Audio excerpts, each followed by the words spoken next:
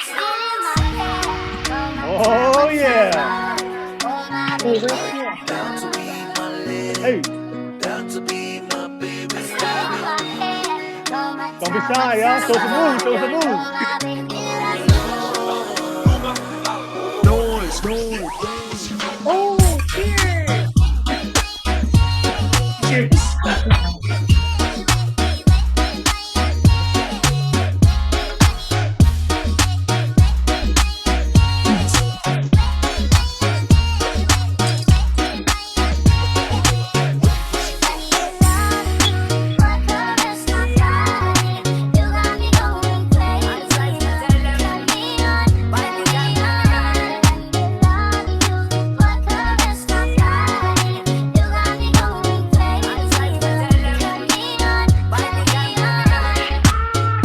Oh yeah, baby. All right, before we start the show, thank you guys for tuning in. But before we start the show, I do want to do a quick shout out real quick. Soli, I do need that the sponsor theme music real quick. Before I want to start this show, I do want to give a shout out to Take Me to the Island Shop for sponsoring me with their free merch real quick. So right here, I'm wearing their merch real quick. Take Me to the Islands. They have their free merch. You guys can check them out on IG. It's called Take Me to the Island Shop on Instagram. They have a whole catalog of great clothes, goodies, dangles, and jewelry. So please show some love to our Peaceful Honor businesses and check them out on IG. And one more time, real quick, giving them a quick plug, real quick. Take Me to the Islands Shop on IG. So definitely check them out. Thank you, Soli. Really appreciate that. That's what I'm talking about. Thank you. All Just right, like we practice. Good job, bro. Now, before I introduce our beautiful guests tonight, I have a quick PSA real quick. I want to give a shout out to a lot of my newest fans on my YouTube channel that have been coming from me. They're probably watching this live right now, but shout out to a lot of the people out there been reaching out to me, especially a lot of the women and the single independent women and a lot of the feminists who've given me a lot of your positive feedback from the last show. I know a lot of you guys were kind of upset, kind of hot, kind of mad, a lot of the things I had to say. But I just wanted to take the time to kind of respond to a lot of you guys because some of you guys did reach out to me and gave me some messages regarding everything I said. I just want to explain to a lot of people who are listening for the first time, we are talking about dating, sex, and relationships. And if you guys are listening to this, you guys always have to understand that when it comes to dating, sex, and relationships, men and women, because of gender differences, we always see things differently, especially when it comes to what we're looking for in a partner, and especially with how we come when we are looking at what we look for when it comes to relationships. So a lot of the things I speak about and talk about is comes from the male perspective. And of course, we have some females, some beautiful ladies on this show, and they have the opportunity to speak on the female perspective. So if you understand that, for a lot of the women that do watch and have reached out to me, and I always tell people all the time, I'm always open for open conversation. I know one of the ladies that reached out to me that was really, really upset at a lot of things I said. I actually reached out to her and asked her if she wanted to talk so we could have an open discourse and explain ourselves and get a chance I could explain a lot of things, but she didn't want to do that. She didn't want to talk. So a lot of people have a lot to say in comments, but if you want to have an open discourse and allow me to challenge a lot of the things, you don't want it because you only want to see things your way. So for me, people that know me, I'm always willing to listen. That's one of the most important things of communication is listen first, listen to understand, don't listen to reply. A lot of you guys watch content only to reply, but you don't listen to understand. So when it comes to relationship, you have to understand both the men and female and find a balance. You can't come into a relationship and only think that your voice or what you want is more important than what your partner wants. So you have to be able to listen to both sides. So that's what I have to say for all you guys that's listening. Hope you guys find this content. I hope you guys enjoyed this show. I just wanted to take the time to reply to all the women out there. If you guys, like I said, you guys are free. It's a public platform. You guys are free to comment and say whatever you want to say. But if you guys, like I said, if you guys want to talk to me directly, I invite you to talk to me. But just understand that if you talk to me, I am going to challenge you. And a lot of people don't want to get challenged, especially when it comes to what they want to speak on. So, but nevertheless, that's why we have this show. We have some beautiful guests today. They're joining me today. We're going to have a lot of great topics and conversations today about dating, sex, relationships. Tune in. Please like and comment. You know, as you guys watching this on live, comment. You know, we want to hear your thoughts. So don't be afraid to comment, ask questions. Let me know your thoughts. Let me know what you guys think about a lot of things we're gonna share today. And I just found out from all the guests today, all these guests are single. So if you guys want to shoot your shot, you guys you guys can also comment and shoot your shot while you guys watching this at the same time. So but yes, let's start this show and let's get it going, y'all. It's time to do. Oh yeah, it's time. Oh way. You like that? So it's time to do it, y'all. It's time to get this show started. So, ladies and gentlemen, can you guys go ahead and introduce yourselves real quick for the audience? Can you guys all say your name, your age, and what do you guys do? And I'll start it off with the ladies. Go ahead, Natasha. If you go ahead, introduce yourself real quick. My age wasn't just. I'm just kidding. Hey y'all, I'm Natasha. I'm from Sonoma County, and I'm 36. All right. What do you do? Hi, everyone. Oh, Natasha. Oh, sorry. Oh, sorry. No, go ahead. Sorry. Sorry. What do you do, Natasha? I own my own small business. Oh, nice. Yeah. Thank you. Thank you. All right, Lote, go ahead. I'm interrupting Lote. Sorry, Natasha. You're My name is Lote. I'm also known as Caleb. I'm 33 and I'm from Hawaii. And I'm Tongan. All right. Tongan Samoan, let's go. We got the poly mix right here. And last but not least, Soli. My name's Soli, 28, from America Samoa, live in California, and I'm unemployed. I mean, I'm a musician. All right. All right. Thank you guys so much already. So I hope you guys got some questions ready for us. I know a lot of people are tuning in to hear some spicy questions. I hope you guys got some spicy questions for us, for all of us. But I guess I'll start it off with you guys real quick. Are you guys ready? Because I got a really spicy question to start off the show. Shoot it. I hope you guys ready for this. Literally. All right. So my first question for all you guys, as you guys all I mentioned before, all of you guys happen to be single as of this moment. So my question of you guys is, why are you guys still single? And that is my question. Start off with that. And Lotte, judging by your face, I'll start with you. I was waiting for some no-nos. So that's my question. Why are you still single, Lotte? I'm honestly probably still single because I'm very particular and I'm very intolerant. Like I'm just mean, I think. But I'm a really good person once you get to know me. But I probably give too many chances unnecessarily, and I probably talk too much. That's probably, and nobody wants to talk to me. All right. That's probably why I'm single. Natasha, Soli, you guys want to ask her anything about what she's just said? Soli, you can't go and like take your beer up when he asks you a question and says your name. No, not a question. I do want to comment that though. I appreciate how you mentioned, you know, that like you've given endless chances, and like I wouldn't call it mean. I feel like there's an extent to where we become guarded, right? And we deflect. And it's not necessarily because we're mean or not because we don't want it, but because we're afraid. So I respect you saying that, because I have a sister who, she's kind of the same way, like people perceive her to be like mean, and she's absolutely like my ride and die. And like she, like you said, you know, once you really get to know her, like she's everything that you would want in a best friend, in a human, in a partner, you know what I'm saying? So I hear that, and that, let me validate that if I can, that it's okay. I think it's okay to be in that space. Okay, all right.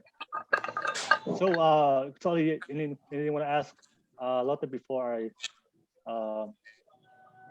No, I'm good on ask my questions? Yeah. So you got no questions. So Lotte, I heard one thing you said. You are very particular. Can you define that? What does that mean when you said you're very particular? So my past, like I've dated guys that they don't have their themselves together. Okay. And so I always have like a hero complex. I'm always trying to save people. And I always end up trying to save the people that don't want to be saved. And then I end up getting lost in the process. And so I want someone to grow with. That's like what I really want. And who wants to grow? Just hit me up. Let's grow together. Now I have a question. He said, now I have a question. What's up? Are you looking, because there's many aspects of that growing part, right? Are you trying to find somebody that just grows spiritually, financially, like career-wise, like emotionally, growing, like they found themselves emotionally? Like, is there anything particular in general? Because I always tell my younger cousins or my younger siblings, poly style, I always tell them that like I spent my life running a race and I would always stop my race to try to have the other person catch up. And so in the process, I would be stuck at that point and think that that's good enough for me when it really wasn't. And so I need to not stop running my race, because as I'm running my race, the right person should be running alongside me. And we'll just like, I see you, you see me, let's just do this and get to the finish line. You know what I mean? Like, but I feel like as Polynesians and well, just in general, we tend to stop our race to have the person that we want catch up with us when that's not our person. You know what I mean? And I feel like for myself, I constantly pray for the wrong person to be the right person. And God's like, you need to let that person go. But yeah, I don't know. I'm terrible. No, Can I add to that? Can I add to that though? Go ahead. So when you say particular, like I again, I resonate with that. But then I think also too, in terms of like that hero complex, like I've always been a fixer. Like in my relationships where it's like, I'll meet someone where I know like my expectations and my standards, but I'm always like, well, I see the potential, right? And then we invest in the potential. And then what my mistake has always been is that I make the being just potential comfortable by overcompensating. And then I end up in a really bad space. But then in the experiences that I've had, I was blaming the other person. And I had to have like a self-accountability moment and realize that I voluntarily chose to subject myself from the gates to someone that I knew wasn't eye to eye with me. And now I'm in a space of I'm resentful and I can't really be too mad at them. If anything, be mad at myself. So you're not terrible, girl. You good. It's so I feel the growth part too, though, because it's like it shouldn't be just spiritually, financially. It's all around, like where they're able to match your energy and like be able to be like, okay, cool. Like you said, like you're here, I'm here. So every step we take forward, we take together, right? As opposed to like you being 10 steps ahead. I've been 30 at one point in my life ahead of somebody. And anyways, but yeah, so I feel that and I understand that. And I think it's important to be particular, men and women both. But anyways, yeah, I feel that. Natasha, I love what you said. You said that you realized for yourself that you subjected yourself to that situation and you picked that man that didn't work out. And I think that's help. That's something I don't hear a lot of women say. I do hear a lot of women, they complain about the men, but they don't realize that women, you guys control access to who we date. You know. Well, let's have a real moment. I picked the wrong men and the wrong women. I'm just saying. Because there's we've done both, but no, I mean, and I think that that's another thing too. Like, I'm very passionate about one. Like, my mom was always growing up was really big on accountability, and so I think that that's grown with me in a sense that valuing accountability on my own in my own terms, but also allowing men to do the same, because I think for me, even too, like I've been in relationships where I've been cheated on, and at the same, and I always find myself in a space of like, well, how dare they, and like, and some women are going to cringe at me, but it's like, I also make that space to stop and think about, okay, well, what did I do? And like in my last serious relationship, I think we were together for 7 years, but like, I was so resentful because they had cheated. I stayed. They cheated again. I stayed. And I didn't fully heal, right? So I'm deflecting all of my energy and my anger and my resentment to just them, when really in all reality, I created that space for myself. And like, that's something that I feel like is not talked about often. It's kind of like that whole concept of like men get raped too. Like women are cheaters too. And I'm not one of those women where I'm like, oh yeah, men do everything wrong. That I mean, no, because we do a share of shit wrong too, you know, and it's just a matter of, you know, being surrounded with like minds that are like, yeah, you know, like we're not perfect. But anyways, yeah, I thank you for validating that, because it's always important for me to create an equal platform for men and women. I appreciate that, because that's something I have noticed with a lot of women today, that if a relationship doesn't work out, they do blame the men. You know, all men are cheaters, all men are trash. And if you just go to social media and go on Twitter, you can just see all these women are upset and they're just blaming the men. And I've just seen that. I've noticed when I do talk to a lot of women that are looking for relationships, they never talk about accountability. So I do appreciate that. And the same thing goes for men too. You know, we have to take accountability for all actions. Exactly. So we have to reciprocate and understand that also. But all I'm saying is I have noticed a lot of the modern independent women, you know, I don't need a man, all men are trash. They never take the time to reflect within themselves of, okay, why are you not attracting the man that you desire? You know, it's just like a job. If you're not getting the job you want, obviously people are still getting hired. So if you're not attracting the job you want, then clearly there's something within yourself you have to realize and work on. Same thing in relationships, same thing with the type of person that you want to attract. So it goes both ways, but a lot of people don't want to admit, and appreciate for you for bringing that up. I do want to ask Lote real quick. You said that a lot of the guys that you were with in the past, you didn't feel like you were growing with them. So I do want to ask you, what did they do specifically where you couldn't be with them and you felt like that was something that you will not tolerate, that wasn't benefiting you to grow? Can you talk about those certain behaviors that they had? Well, so I'm the oldest in my family, and so as the oldest, we're held to a certain standard.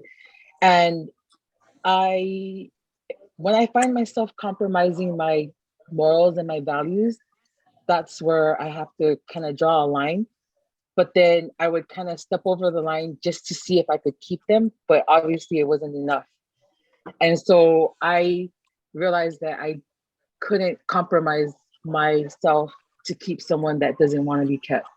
And so you said morals and values. Or what value were you compromising? Like being a virgin, like not having sex before marriage, like all of those things. And so in order for me, and so I value that. I value, you know, like being, because my mom scares me.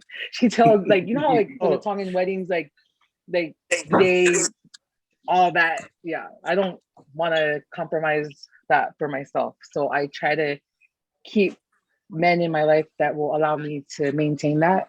And I don't know. It's also kind of sad. So you're still a virgin as of right now? Yes. Oh. Tell you what. Okay. All right. So, okay. I mean, I respect that. No, I totally respect that. Majorly. I know. I respect that. You know how hard it is to be to stay as a virgin. You know, modern day dating, today's dating culture. Yeah. All I would say is, man, it's gonna be difficult. It's gonna be difficult to attract to find a guy. But let me ask you this: what kind of guy are you looking for? For me? Yeah, like, you know, what type of guy are you looking for? Like I said, like I'm not. If you see the guys that I've dated in the past, yeah, you would think that I had no standards, and so. Damn, I'm just kidding. Yeah. Yeah, I'm done with your sound effects, and we just got started. I know, I'm tired. Do it one more time. No, but I feel like, yeah, the guys I've dated have not, like, they're not people I would bring home to my parents. Definitely not. But I don't know why. I'm just attracted to the opposite of me, thinking that I could bring them to be the same as me. And yeah, hero complex. Well, did you? No. I do want to ask this because was it? I don't know if this is true, but I just want to ask that as you got older, did you ever feel like the pressure that you had, that your time was taken, you had to find somebody to bring home? Because I know that's big for like Polynesian girls. Like, you know, if you're getting closer to 30, you know, your family's expecting you to be married by then. So were you kind of rushing the process, just trying to find any man? Yes. That And was so taken? I served the mission. I served the Mormon mission. Yeah. I served it in Atlanta. And so as soon as I came back from my mission, like the question was, when are you going to get married? When are you going to get married? And I found myself like 25, nothing, 26, nothing, 27. I was like, you know, I'm going to try this. Tried it, failed, and then just been cruising my way through life ever since then. Okay. But my very first relationship, I was in it for about 9 years. Yeah. And it was terrible, terrible. But that guy taught me that, like, he never took it from me, like my virginity, but he taught me to have that standard that no guy is, like, if a guy wants to hop in bed with me, that's not the guy for me. So for him to teach me that when I was younger, he was older than me. He was 7 years older than me. But for him to teach me that at a young age, I kept that with me. So even though the relationship, my very first relationship was toxic, it was something I appreciated. And so I kept that like all these years. And so you said you were with them for 9 years? 9 years. So he waited for But it was 9 long years? it was long distance. Oh, like, okay. you know how, yeah, it was a long distance thing. So it was like off and on conversations, but that kept me safe for 9 years, if that makes sense. So like, I didn't want to do anything with anybody because I was being loyal to him.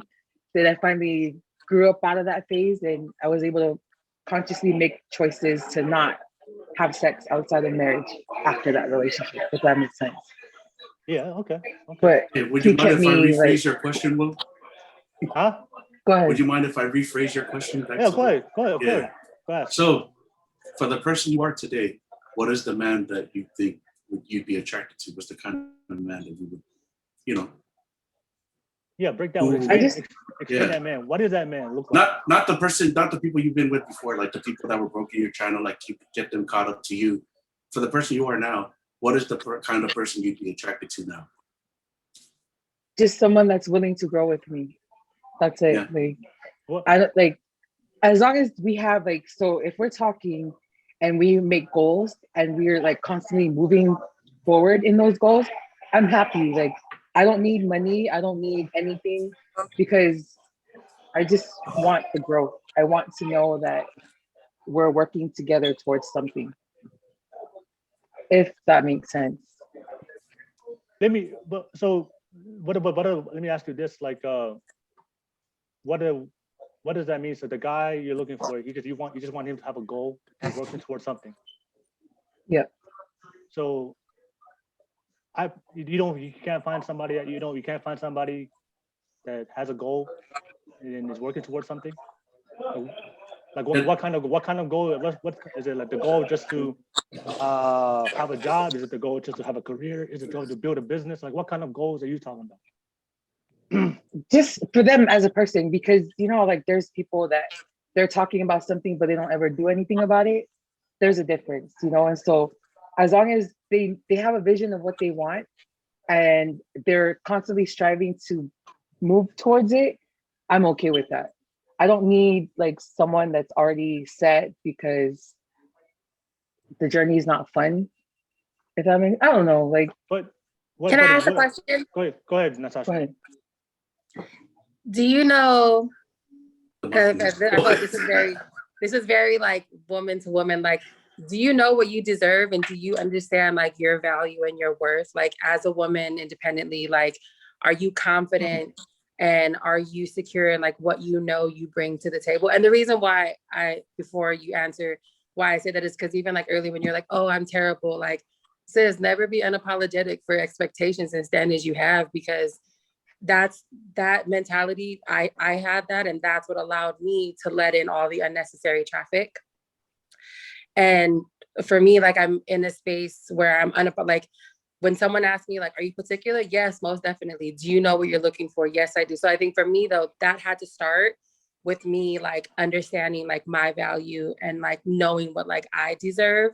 So I guess I'm just curious, like, because I'm all for the goals. Like I'm 500% on that. But like you bring up mission. So like is, you know, sharing the same faith of, you know, does that tie into that as well? Because I know for me personally, like as a Christian, like if I'm not with someone that identifies with the same faith and doesn't have a faith that they like their own faith established that they want to grow in, that's like at the front line of like my expectations and like my being particular, because I've allowed myself to like settle and like I've dated an atheist, I've dated, you know, people who, and I was like, it's cool. Same thing though, right? It's cool, just go to church with me one time and like gradually we're gonna be good and like we can start saying prayers together. But really at the end of the day, if they weren't in it to win it, or they weren't really committed to their own faith, then like you know, again, overcompensating. But anyways, back to my question, like, do you know like how, first of all, you're stunning, like seriously. So like, do you know like your value and like what you deserve in terms of like a significant other? I like to say that I do, because it became a process, you know, like it was Right. instead of just hopping to like the first guy that says, oh, you're cute, let's talk. Like it I had to be more selfish with my time. And so over the course, like I would kind of weed out the ones that, you know how there's a lot of people that always right, but then there's always people that I always shut people down. And then the ones that keep coming, that's the one I give opportunities to. And I'm just a jerk throughout the whole time. Hey, before And And sometimes then we gotta finally, hey, real quick, before you guys Yeah. continue on, guys, I do hear some like background noise real quick. So if, I don't know who it is. If there is some background noise, where you guys at?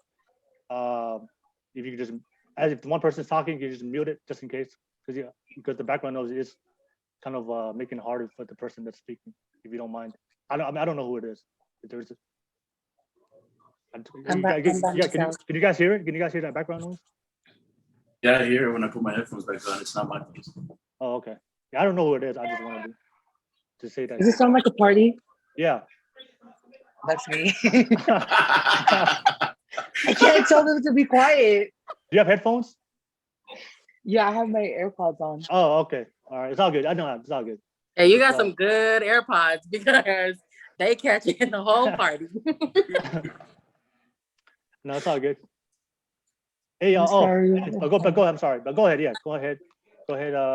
Continue. Maybe you guys should let me stop talking so that way I can mute the party. No, it's good. It's good. It's all right. I mean, it's not that bad, but I can just hear it in the back. Hey, Lote, real quick, I do want to ask you, because you said you wanted somebody that can grow with you. I do know, you know, you are an entrepreneur, right? Yes. So are you looking for a guy that's in this, like, has to be an entrepreneur or doing something similar to entrepreneurship? Or can you just like be something that's different? It doesn't matter. It's just I want someone that's willing to grow with me, that Does he have to be in the bit? Does he have to be in the growth? Like he has to grow in business. Like, he has to be somebody that's business minded. I don't know. Like I never really thought about that part, but I feel like as long as they have a goal that they're ultimately trying to work for, I'm totally here for it. That's it. He could be like what kind of goal? Like does it? What if the guy just wants? You know what? I just want to be a manager at McDonald's. So that's his goal for his life. Is that cool with you? No, I think it's cool with the neighbor, but not with me. No, okay. I was talking with one of my cousins, and then I asked him, okay, so what's the ultimate goal? And he said that he wants a big house. And I'm like, okay, so how are you supposed to get this big house if you spend 9 hours at work? Yeah. And then 12, and then the rest of the time sleeping or hanging out with his girlfriend. Like that's not for me, if that makes sense. Like that you can want the desire for a big house, but understand that there's back work in order to be able to get that big house. Yeah. Like that's what I mean. Like by having goals, like having a goal and then constantly doing things to be able to progress and get to that ultimate goal, rather than just being, if they wanted to be the manager at McDonald's, as long as they're doing things on the side to be able to make sure that, like, say they're getting their college degree, or they're getting, like learning the trade even better, or, taking, like, that's what I mean. Like, as long as they have a goal and they're doing things on the side to be able to achieve that goal, then that's perfectly fine. It doesn't matter if they want to be, the manager at McDonald's. Okay, It's cool. just, What if you find this guy that is working towards his goal, but he's like 5'5"? okay, my brothers are guys. So I think my other brother would be like, don't get short with me, like whenever he's mad. So yeah, I don't. Yeah, but he's not in the relationship short, with your brother. He's in the relationship with you. No, but my brothers are always around. So yeah, my brothers are clowns. So Well, and I also feel like it's not fair to say that either, because you know how it is in Samoan culture. You date one, you date the family. I mean, I don't know if that's every Polynesian culture, but that's really what that be looking like in the Samoan culture. Yeah, exactly. And I'm pretty sure, like, during family functions, like, he's gonna be hanging out with my brothers more than me anyway. So As it should be, though. As it should be. yeah, exactly. Okay. In my opinion. Okay. No, so now the reason why I ask you to kind of break down like what specific goals that you want for the type of partner you're looking for, because this is one thing I do realize when it comes to a lot of women. Have you guys ever heard of hypergamy? Have you guys heard of that? Oh, Natasha knows, right? Have you heard of it, Lote? No, Have you heard of you're it? gonna educate me. Have you heard of that, Soli? Mm. Yeah. So for based on like for women under nature, you guys are only willing to date guys within the same economic or social status or higher. So whatever your goals are, when it comes to the social economic status of what you want out of your life, your own women, for most, I'm not saying all, but for most women, you guys prefer to date a guy that's in the same level or higher. You want a guy that you can grow with, or you can look up to, or that's the type of man that women not only fall in love, but attracted to, because you want a guy that you can look up to. No woman wants a guy that is a bum doing nothing with his life. So what I think I'm the opposite of that. I always end up finding the guys that were bums. Well, you find it, but it doesn't work out long term. Like in order for something to work out long term for you, you have to be with a guy that's in the same level as you, that's higher, that he can challenge you for you to grow. And the reason why I say that is a lot of women don't understand that about themselves, because what happens is the higher you go, the higher the goals are when it comes to socioeconomic status. That means that it's only a small echelon of men that you're looking for. And all the men that's below you, they become undateable to you because of your expectations of what you want. So that's why it is a struggle for a lot of modern women. I do say like the more goals they want. Because I talk to a lot of them. I want goals. I want this. I want this. I want this. But when it comes to the average guy just working at McDonald's or working construction, they don't want to date with those guys because it doesn't match their level. And like I said, that's their preference. But just understand that if that's what you want, it is gonna be more difficult to find a partner, because you're looking for a specific type of man it's only a small amount of them available in the dating market. Natasha, go ahead. So a couple things. I think that in terms of hypergamy, I think that I think that it's something that men are equally guilty of too. However, I don't think that this sounds like really off because of the definition of hypergamy, but like in being someone who is hypergamy, I'm not saying I am, but this is just an example. Like if you want better for yourself, like I don't think that that's a bad thing. However, if it's because hypergamy pertains solely to economic and social status, right? Yeah. Okay, so in that regard, I feel like that's like a glorified gold digger, and I feel like that's not something that. Because I'm not going to disagree with the statistic, because I do feel like, especially in this day and age, that's kind of what it's about, right? That we're not chasing morals, we're not chasing character.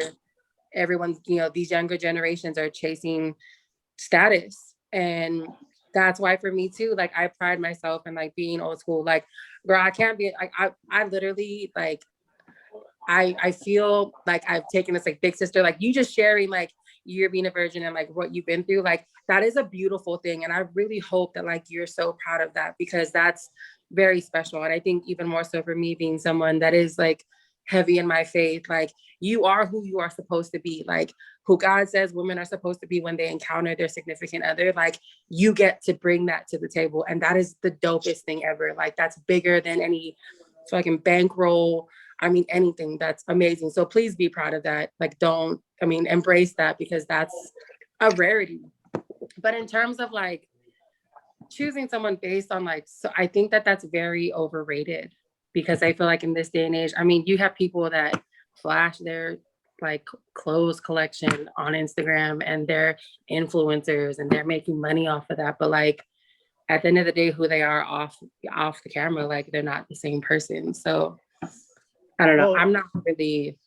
So you don't agree with the hypergamy?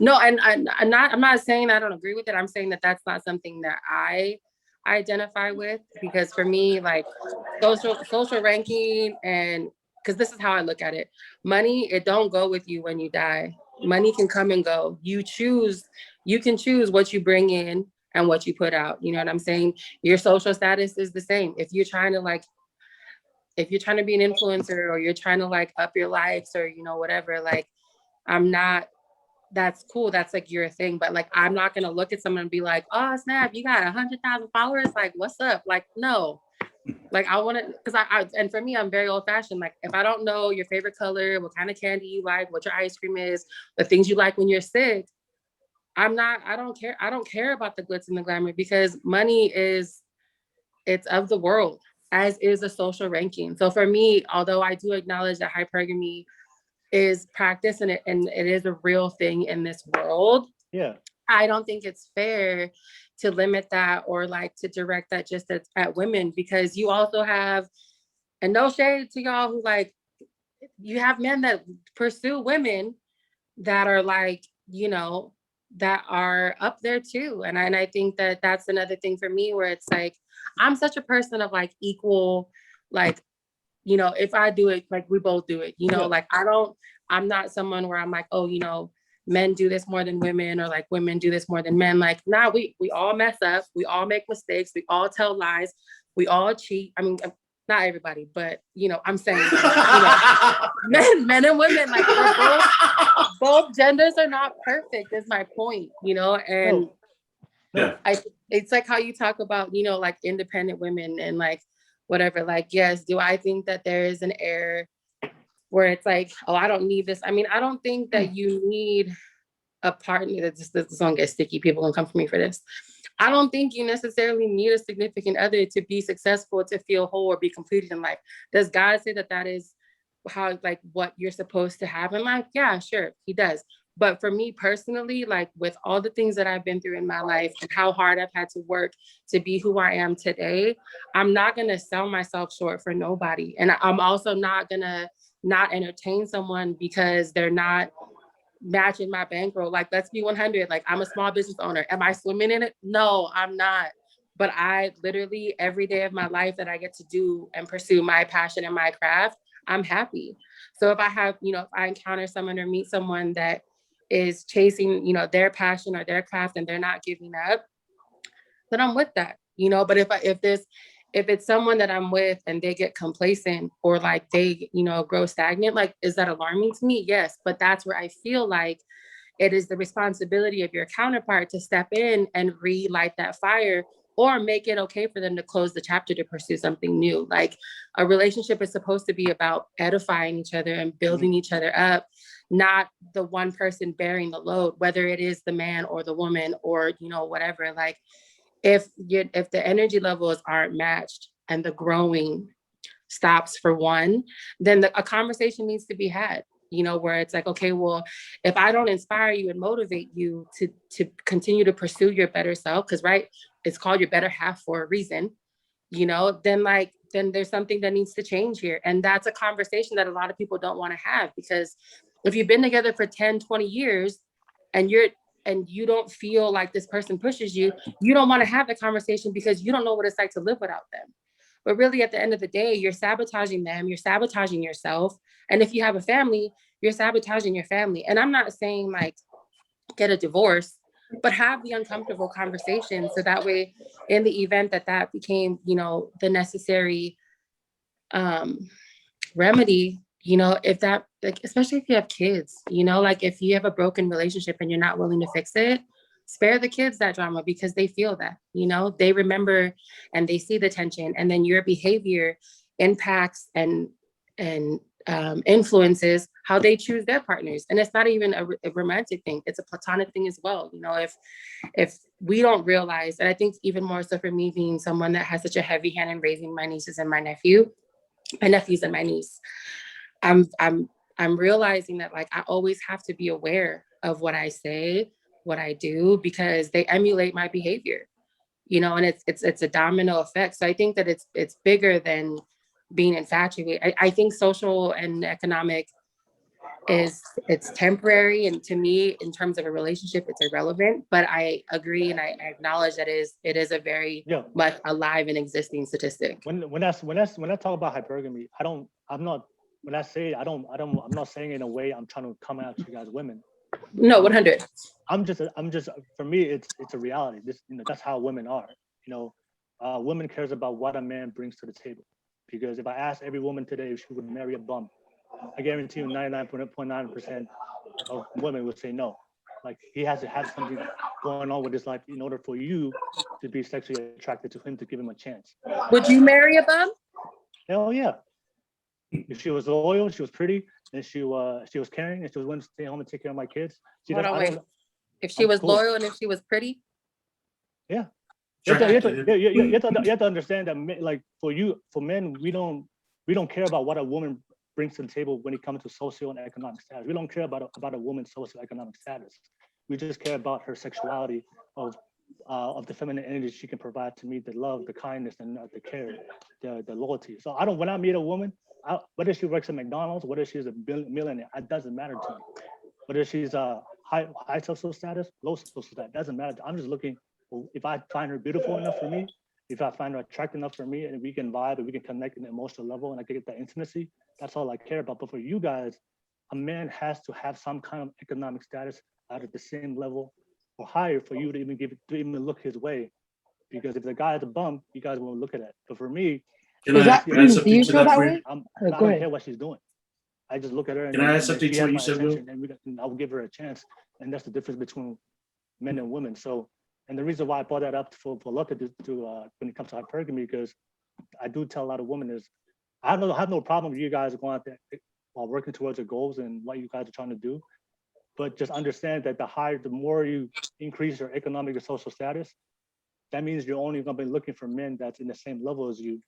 And those men that matches your socioeconomic status as you go higher in society, there's only a small percentage of that men. But for the average guy that's below you guys, there's plenty of them. There's plenty of them. But a lot of women, like you said, you guys don't want to date with those guys because you want a guy to match your level or grow. So I'm just saying that one of the things a lot of women don't understand is when you climb the ladder of life of socioeconomic status, just understand you're going to eliminate a lot of men because you're not willing to look their way because they don't match your level. But for men, it's opposite. I don't care about a woman's level, as long as she gives me that love and she gives me that feminine energy. Because for men, like, that's our nature, is we provide and protect. That's what we bring to the table. Is we bring the resources, we bring the protection, the provision. So it's natural for us that's what we want to bring in. We don't look for that in our partner. And a lot of women don't think that that's what men are looking for. Because if you bring something to the table, so I don't know, you guys see a lot of women, they're successful, they got money, they got careers, they got businesses, but they wonder why, like, how come these men are not attracted to us? Because that's not what men are looking for. We already bring that to the table. We're just looking for a woman's access to their sexuality. That's what we're attracted to. So I have a question. Sorry, Soli. Look, see, so I told y'all, I talk too much. This is what happened. Soli, I promise. I was just going to expand on what Will said.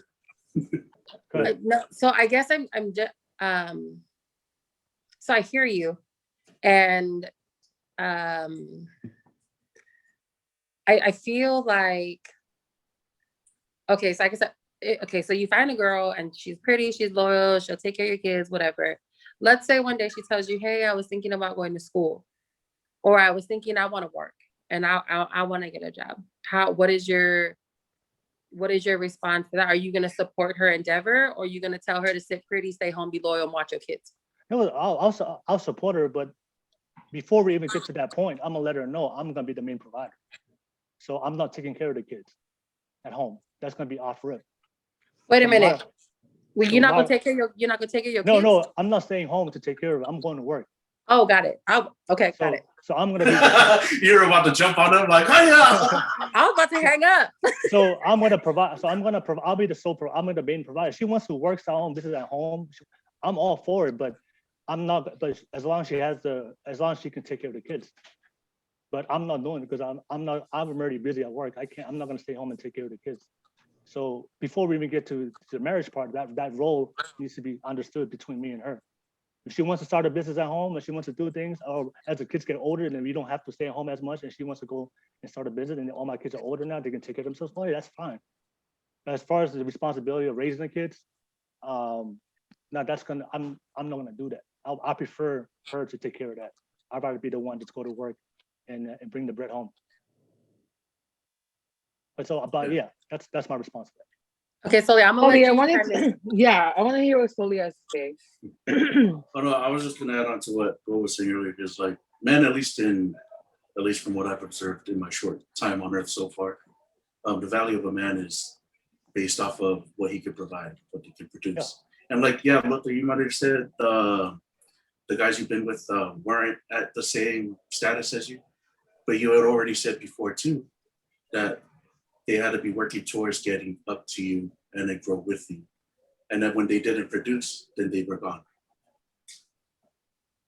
That's hypergamy.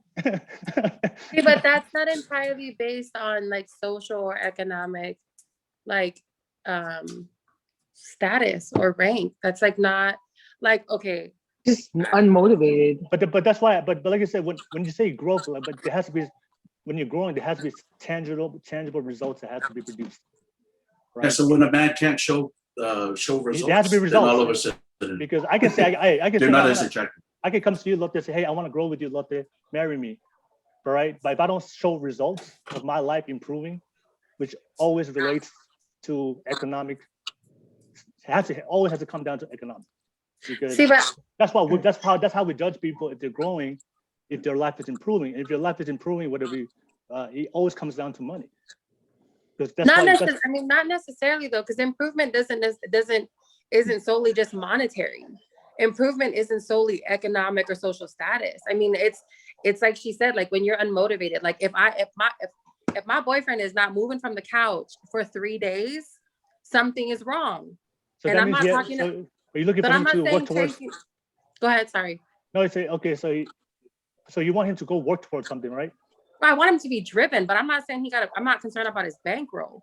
It's have goals in life so you're not sitting stagnant, because okay, for example, so you talked about how you guys want to be the providers. Do I agree that a man should do that? Yes, because I'm a woman where I feel like that safety and security in a man, I need that.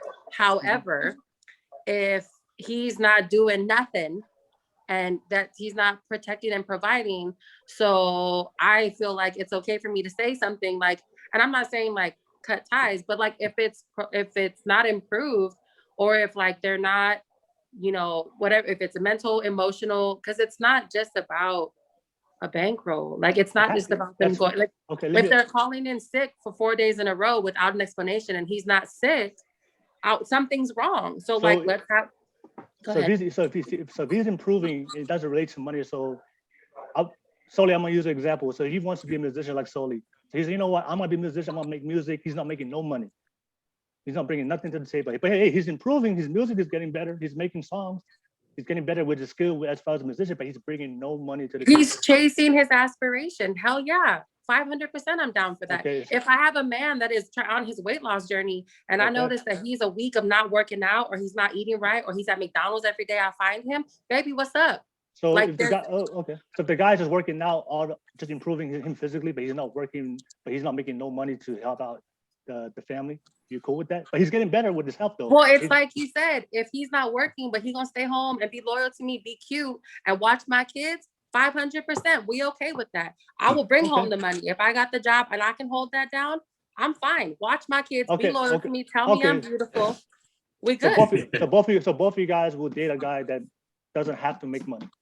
I have dated men who do not work. Well, I mean, I'm sure they did work, but they didn't make a lot of money. No, I'm telling you. So they didn't work at all? Unemployed, completely. Unemployed? No judgment. I didn't care. He told me I was pretty. It was good. All right. but what I'm saying is, you were with that guy and it didn't work out. You said that that's what you don't care about that, but that guy that you were with that didn't have a job, it didn't work out. But ask me why it didn't work out. It wasn't because he didn't have a job. It was because he took advantage of the fact that he was with a girl that didn't trip off of him not having a job. That's what happened. But he got comfortable. Yeah, but that's what I'm saying. You guys said that you guys want a guy that don't care about a guy that makes no money, but at the same time, you still require him to grow. Yeah, go to church. If you don't have a job, clean your house. If you don't have a job, go on a hike. If you don't have a job, do the things that I can't do because I have a job. Period. Okay, so as long as he's staying home and doing everything else, but you don't care, you be the main provider. And well, it's a partnership. At the end of the day, partnership, to me personally, gender roles are neutralized when you're in a partnership, because what happens is where one lacks, the other compensates for. And that's, to me, that's how that works. And that is what I envision as a cohesive, well-oiled machine, where whether it's the man working or the woman working, if one is down and out, I'm not going to shade him because he doesn't have a job. I mean, construction workers, for example, there's a season where they don't work. I'm not going to leave him high and dry because he's out for 6 months. No, right. But what I'm saying is that if they're not working because there's rain or what, I'm not going to throw them out or ruin the relationship. Like, if they are my best friend and if they keep I'm a hopeless romantic, right? I thoroughly believe in the ability to keep the honeymoon phase alive, because you never stop dating each other. That is what, to me, where I feel like these generations, we fail, right? Because everyone gets comfortable and everyone gets settled. We've been together for 7 years. It is what it is. That's not how that works. Okay. You can be together 50 years. If the both of y'all can get together and go to dinner twice a week. I mean, and it's even like how, even like my parents, for example, we're all older, right? So like, I encourage my parents, go on dates, date each other, learn what that's like, because they've spent the last 30 plus years raising kids. So you'd have my dad, who's the provider, my mom, and, who took care of us kids. And, there's not a lot of relationship time, amidst raising 4 kids, there's one got to be one place, the other one got to be the other place. And then they don't have their own time, to spend time together. So that I always tell my parents now, I'm like, they go camping and stuff. I love that, because that's them rekindling and reestablishing their commitment and love for each other. Not that it ever went away, but just to remember what it's like for it to be just the two of them. That's important to me. So if a guy approached you, was like, "Hey, I'm attracted to you. I don't have a job right now. I want to depend on you." That's his opening line when he comes to approach you.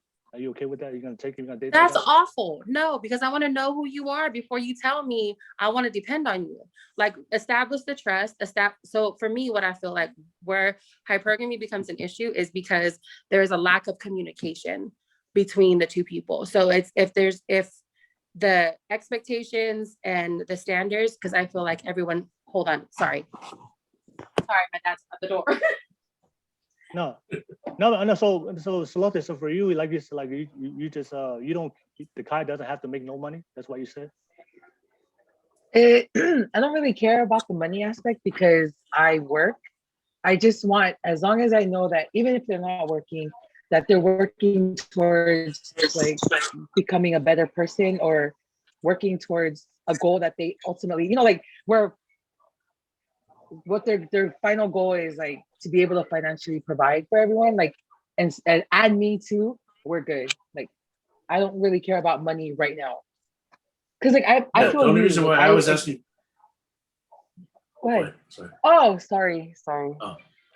No, the only reason why I think I had asked those questions before, and I think it's interesting you guys are saying what you're saying, is because when Will used me as an example, I couldn't help but laugh, because I've heard multiple, like my past relationships, I've heard multiple girls in our beginning phases like, "Oh, I believe in you. I'll support you." Yep. But like, in reality, it took me 10 years of me doing music, doing shows for free, having to go into recording studios, getting burned on contracts, never seeing a penny off of music. And then each one ended the same thing, the same way. It was like, oh, well, maybe you should give up on this and get a real job. I never like depended on any of their money or anything that they brought. But that's just how it ended up. I couldn't bring in enough to be able to get enough of what they wanted, what they really wanted. Which I still don't know what they really wanted, but that's why I just thought your answers were funny to me, because I've heard that so many times from multiple people before.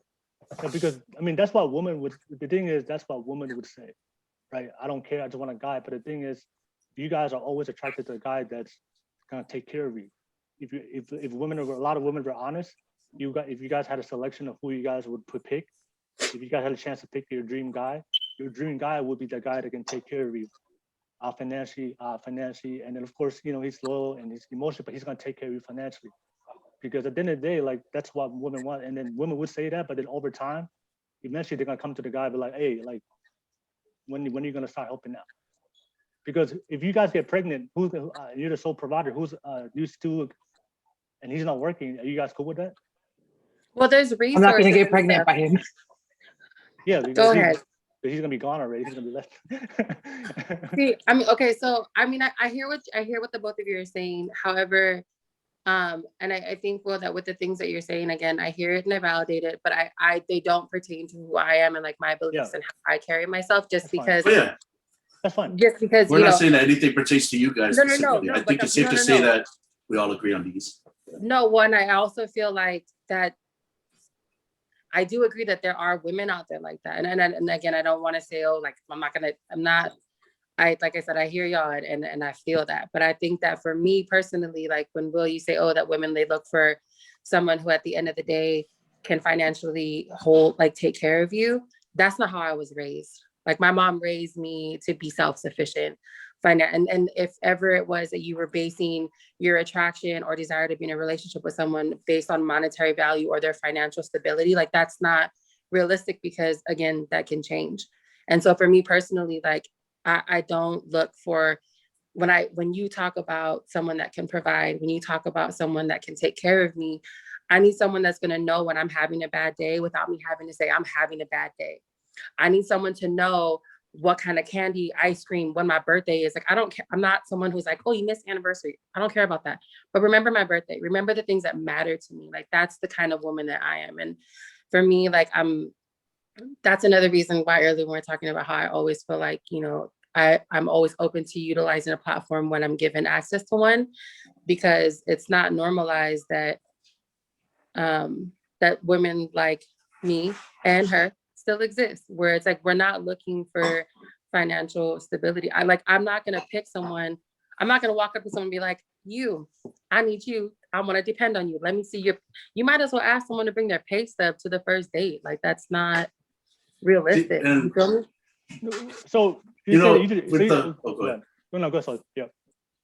I was gonna say, I already forgot what I was gonna say. Go ahead. No, so Natasha, let me ask you. So I'll give you a scenario. So there's two guys, right? There's two guys, and everything's the same. Everything's equal. So the love, the emotion, intimacy, the kindness, everything is equal with these two men, right? One guy works at McDonald's, making say $20,000 a year, and one guy is a doctor making $500,000 a year. But everything's equal. Everything's equal. They both love you the same way. They're both emotional. They're kind. They check up on you. Everything you just said, all the stuff that you want, it's both equal in them. Which one do you go with? So I feel like the standard answer should be like, oh, I'm gonna go with Mr. McDonald's. Be honest. Like, no, I am. Be honest. That's what I was getting into. Is it doesn't matter to me. Like, honestly, for me, it's I'm not. If you have a job, then we're good. No, like, let me ask you. But which one would you choose? Which one would you choose? It wouldn't matter to me. Which is the handsome one? Everything's equal. Everything is equal. I said everything is equal. Everything's equal. You just gotta choose one or the other. Choose one. I would choose the handsome one, honestly. They both, everything's equal. All that's equal. Everything's equal. They're twins. They're twins and one's broke. The only difference is one is making $20,000 a year, has no ambitions for his life. One's a doctor. and making $500,000 a year, and he has ambitions for his life. That's the only You know, difference. I think if you're a man, I'll go with the ambition one. But let me say, pick which one would you honestly, like you say, be honest. If you want to keep it real. In this No, podcast, 100%. Well, what would okay, you- no, what would so you pick? that's fine. So like Lote said, I would pick the one with ambition. You can have ambition and work at McDonald's and be a manager. He could have started out as the fry guy and worked his way up the chain. Like, I celebrate that. Everything for me, everything is about I mean, for example, my dad, like, he came from Samoa and he came here to, to the States to go to school. He started at PG&E just as like a yard guy. My dad is now a foreman.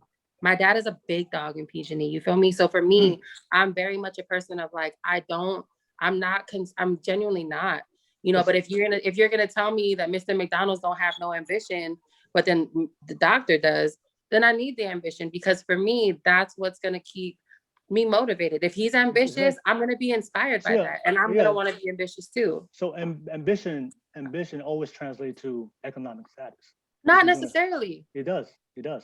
I mean, because if you're not ambitious, you're just at home sitting and not doing anything, not even working. People who are successful are all ambitious. That's a trait. You can look at personality traits and dictate people's behaviors of what they're going to do with their life. People who are lazy don't have ambition. But success doesn't necessarily also have anything to do with the bankroll. I mean, Soli's ambitious. He chases his hustle every day. I'm ambitious. I'm not making hella money. I know. But what I'm saying is, depending on the woman, it depends on her level of what kind of money does she want. So for a girl that wants a millionaire, she probably won't be attracted to Soli. But for a girl that is in the same level as Soli, economic and social status, she'll be attracted to him.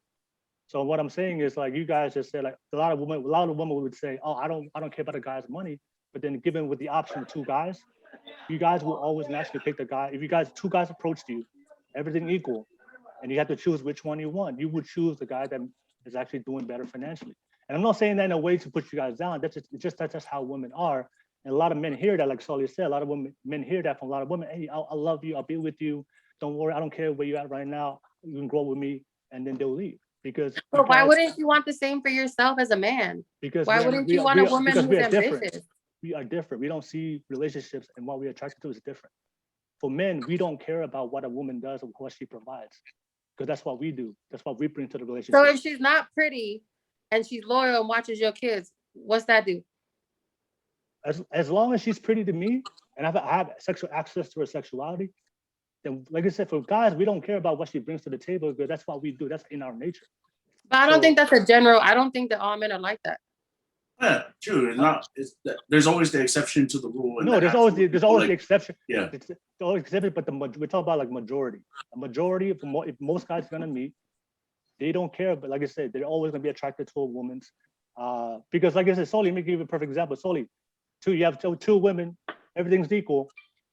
One makes 10,000, one makes 500,000. Does it matter for you? No, it's whoever one says yes to me.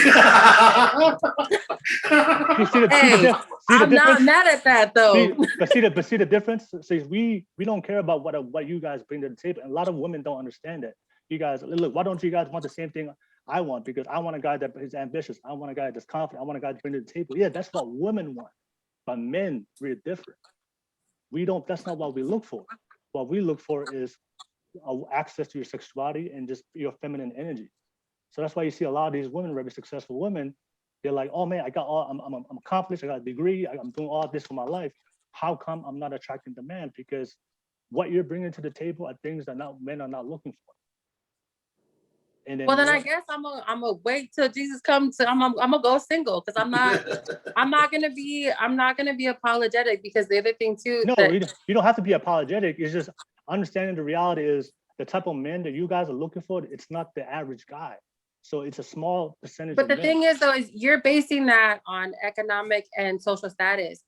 What I'm saying is the kind of guy that I need: a loyal, compassionate, emotional, available man. That is who is rare to me. I have been unsuccessful in finding a man, monetary value aside, that can meet me halfway, is what I'm saying. But the thing is, you almost... Really quick, Will, my bad. Go ahead.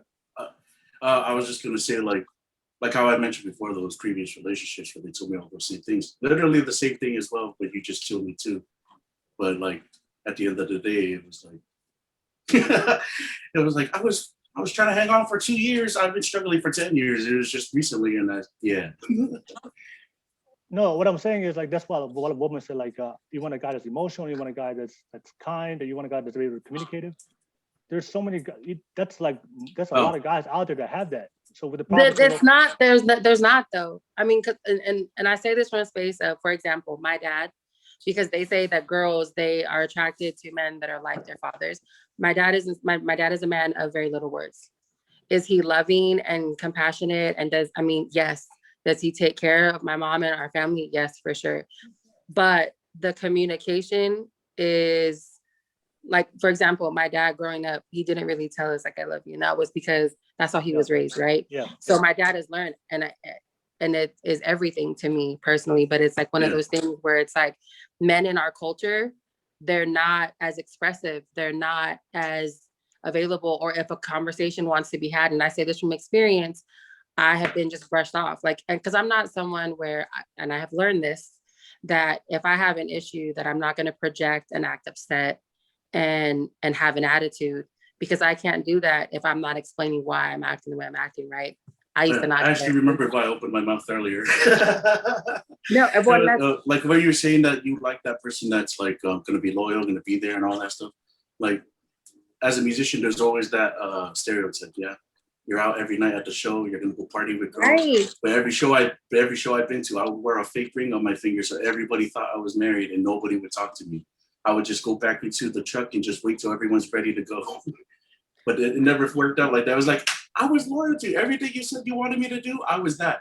The only thing I'm sorry that you money. dealt with a really stupid girl. I'm so sorry. Oh, it's not girl. It's multiple girls. Over 10. There was a lot of them.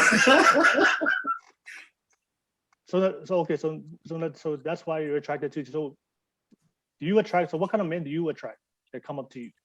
Who, me? Yeah. I get.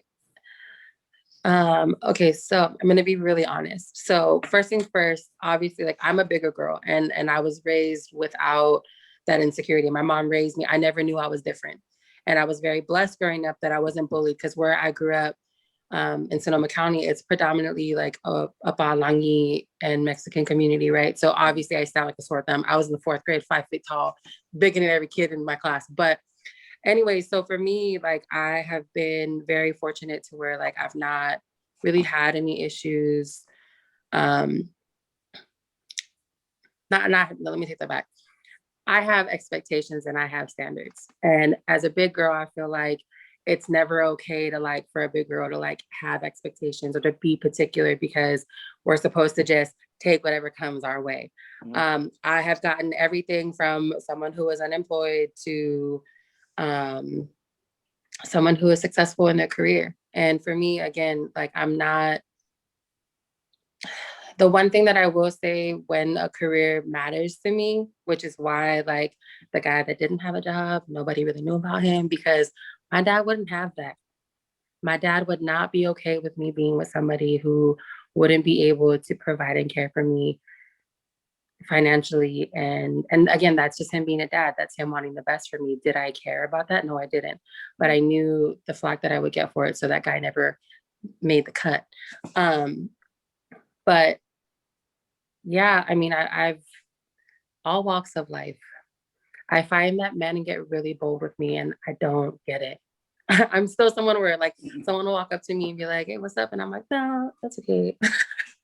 But it's not because I'm like, let me see your wallet. Like, no, like I'm not attracted to you and I'm okay with that. I'm confident enough to know like I'm pretty, like I'm a big girl, but I'm a pretty big girl. And like I have standards, and what is meant for me will not miss me. And I trust that wholeheartedly, you know? So it's like, if I have to navigate through this season, you know, of, you know, not being in a, you know, serious relationship or being married, like I'm okay with that, because I know that my purpose in life is bigger than me being concerned about being in a relationship. I went through that phase in my life where I felt like I didn't know how to be alone. I was a serial dater where it was like one relationship wouldn't work out. So I had one in queue.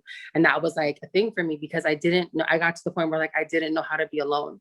So at that point, in my own sense of desperation of not wanting to be alone, my standards, my morals, my expectations all went out the door. I was going to date whoever was giving me attention and telling me that I was pretty. But what wasn't really being maintained was the level of loyalty. And even in that point, like I said, like there was a relationship where I was cheated on numerous times, and I should have left the first time, but I didn't. I stayed for 4 times total.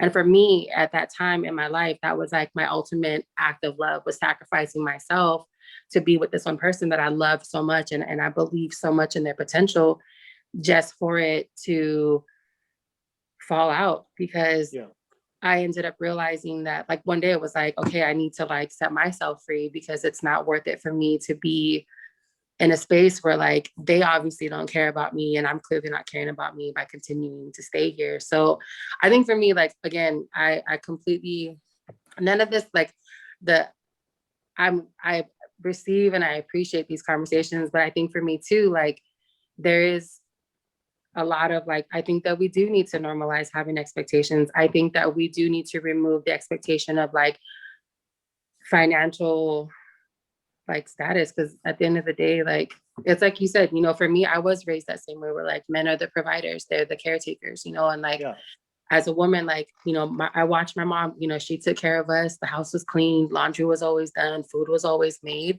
you know. But at the same time, for me, like in taking parts of like my generation infused with the old school ways that I was raised, I do believe in a partnership, and I do believe that that is what keeps the load balanced between the two, because I don't think that a man should always bear all the financial burdens. Like that's a lot. Like, for example, you know, if you have a wife who's a stay-at-home mom, and then you guys have 4 kids, and all 4 kids play sports, they want to play an instrument, you know, they want to do after school extracurricular activities, that's a lot of financial burden to bear, you know. And so for me personally, like if I had a husband and we had kids, and I knew he was the only one working, and our kids wanted to do A through Z, I want to be able to give them that. You know, and so if that means that I have to be like, hey, like, let me get a job, or like, let me figure out a way to help you out, like, trust, I'm gonna do that. I don't need you to tell me to do it, but like, that's me loving you back, you know, and honoring, you know, my husband who does everything so I can stay home, be pretty, be loyal, and raise our kids. No, when I say guys, no, like when I say guys don't have to be the only provider, no, like the guys, like they don't mind if their partner, I don't mind if my partner works. I'm just saying is, but for me to feel comfortable in my role as a man, to feel like a man, I have to be the one to be able to provide and protect. If the woman is the one doing majority of it, for a lot of men, it's for number one, a lot of men understand that if the woman is the one being the main supporter, like statistically, she's gonna leave you. It's just gonna eventually just gonna happen.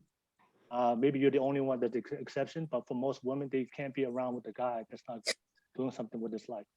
That's just how women are, because for you guys, you value what he brings to the table as far as his financial, his ability to record, take care of you. But when you said something about you want a guy that's very emotional, like the way I see it is, I just feel like a lot of girls today, you guys, we grew up in this very like Disney era where you guys watch these Disney movies and all you guys want is this Prince Charming, the loving, emotional, sweep you off your feet, be romantic, and that's what you guys are looking for.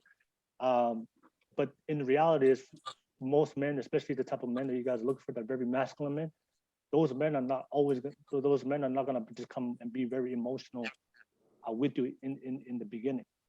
Right, that's what you guys are 100%. looking for. Right. So, and you said that, you know, a lot of guys, they come up to you and they ask you, hey, what's up? And you don't give them time of the day, right? You kind of like dodge them. Is that what you said? I'm not necessarily dodge. I mean, yeah, okay, maybe a little bit, but like, Right. I just don't, if I'm not fit, like, okay, and this is where for me, like, I feel like, you know, whether it's meeting someone like online, because online dating is a thing, like meeting someone publicly, like, yeah, I'm going to base it off of initial attraction. And if I don't think you're cute, it's nothing personal, not, you know, that's just my preference, is what it is. And I'm not going to feel the need to settle just because, I mean, you know, it's, I don't. No, I just find it hard. Based on what your answer is like you value emotion and connection and communication, but those things that takes time, right? It takes time to build. Totally. So I'm just saying is for you to not give guys time of the day because and just rejecting them for whatever reason you have, But the thing is, the things that you're looking for, like how you gonna find those things if you're not even giving them the opportunity? I'm not physically attracted to them. That's why I shoot them down. And Okay, I don't think that physically. there's anything wrong with that, because I feel like if there's no initial physical attraction when you meet someone, because honest, and that's the thing too, like people want to be like, oh no, it shouldn't matter what you look like. No, like it kind of does though. Okay. And I think it's okay. Yeah. I think that it's okay. You know, it's like you said, well, like as long as they're, you know, as long as she's pretty to you, then that's what matters. I'm the same way. Like I can have a boyfriend that maybe my sister don't think is cute or my mom don't, and I don't care about that because to me, he's cute. Now, I feel this is how I look at it. You get the physical attraction that initiates the interaction, and then the conversations that happen following that physical attraction, between mutual physical attraction, segues into deciding whether or not you're going to pursue it. Because I'm not someone where I'm like, oh, you're cute, I want to date you. No, you're cute, I want to be your friend. Because if we can't be friends, we can't be in a relationship, period. So if we can't have a conversation or have a beer and watch a basketball game, or, you know, whatever it may be, then like we have nothing. Or take shots. Oh, wait.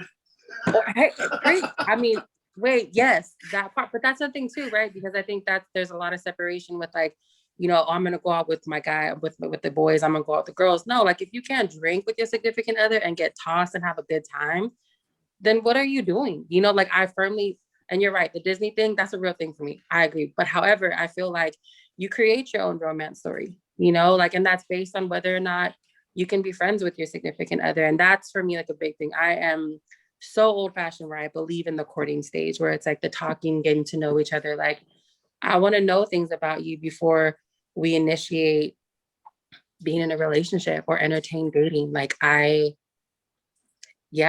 you don't know, like, I don't know. I guess I just feel like you should know about someone before taking the plunge, because like you said, you know, communication, loyalty, those kinds of things, it does take time. But in order for that time to take place, there has to be a trust developed. Okay. And if the trust is not developed, then, you know, who's to say that you're really getting sincere, authentic interactions, you know, or sincere, authentic character. Anyways, yeah, I talk too much. I told y'all. No, that's fine. No, I'm just saying is like a lot of things you guys said, and that's, you know, that's your experience. But what I'm saying is, for a lot of the women that say they didn't want all those emotions, but then when you finally look at the results of the man they marry, it's always the man that is financially taking care of it, regardless if that's what they say in the beginning. So that's good, you know, it's good. At least you guys have hope of what you guys are looking for. Okay, we'll give to Soli your opportunity to ask your question. Ask me a question? You know, you have a question. What's your question? Oh. Skip me, dude. I don't have a question ready. All right, we'll come back to you. I have a whole bunch of questions when people have topics, so. We'll come back to you, Soli. Okay, now I know we asked Lote her question. Natasha, what's your question? See, I'm the same as Soli, where it's like I have tons of questions, people interacting. I think, honestly, the questions that I initially came with have been answered amidst our conversing, just because I feel like even though Lote was the one that initiated, it's flourished into this entire conversation. Lote, you have a question? Oh, you're muted. You're muted. The body must be being really I can't hear you. Lote, we can't hear you.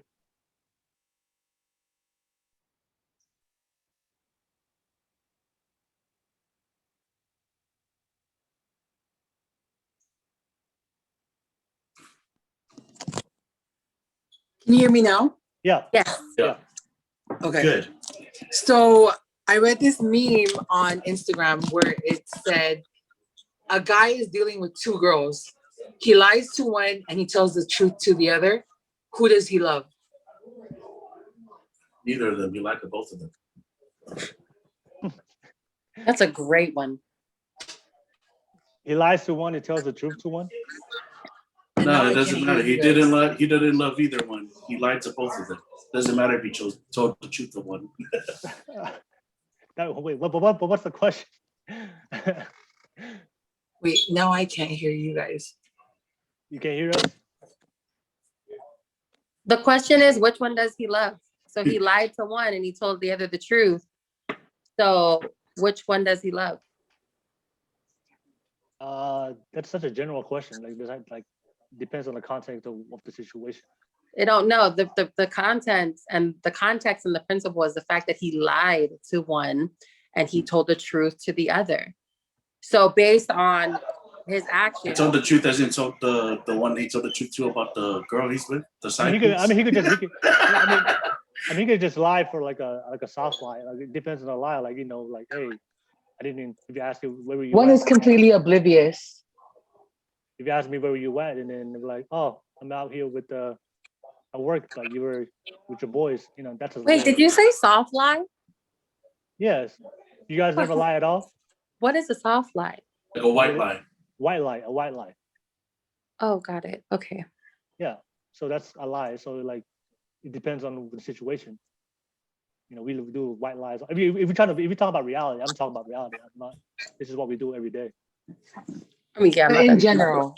Because then the lie to the side piece would have been, oh yeah, I left her. And then the truth to the girl he's with is, oh, I'm not hungry. Yeah. He's really not hungry. But yeah. I mean, if you're talking about like, something serious about like loyalty or infidelity, then if you're lying to your wife, then naturally you don't like, both men and women. If you're lying to the person you love about something regarding the relationship, then that would be a clear sign that you don't love that person. If you love the person you want. if you're asking who he loves in that scenario, he loves himself. Yeah. Because then he wants to it's just a bake his cake and eat it too. a question. Yeah, but choose one. Who's the one? Well, I just said he loves himself because he wants to bake his cake and eat it too. Well, he loves the one he tells the truth to. Yeah. I have a question. Go ahead. So I have been told before, and maybe we talked about this earlier and I kind of missed it. I have been told before that I can be intimidating. Just in terms of like, I don't understand that. So like when a guy says, oh yeah, I was trying to talk to you, but like you're hella intimidating. Like, what's that mean? It means you have a lot of masculine energy. It's alpha energy. First of all, I'm just kidding. Alpha. Yeah. Okay. So AKA masculine. So in regards to that, I mean, okay, that makes sense.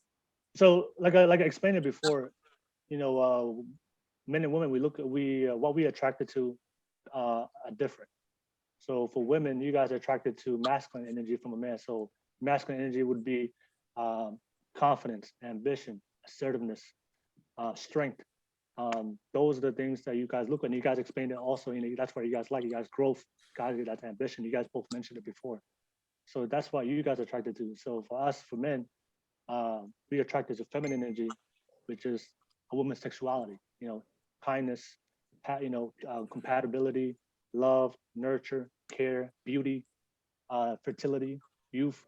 So those are things that we're attracted to. So for us, for you guys, I know you because you're an entrepreneur. Because of the career path that you want to be an entrepreneur, have your own business, you have to be masculine. Like you have to have those traits of ambitious and strength to be successful. And that's cool. That's fine. But just in the dynamics of a relationship, those traits and those things that you carry within yourself, that's not what men are naturally attracted to when they do meet you.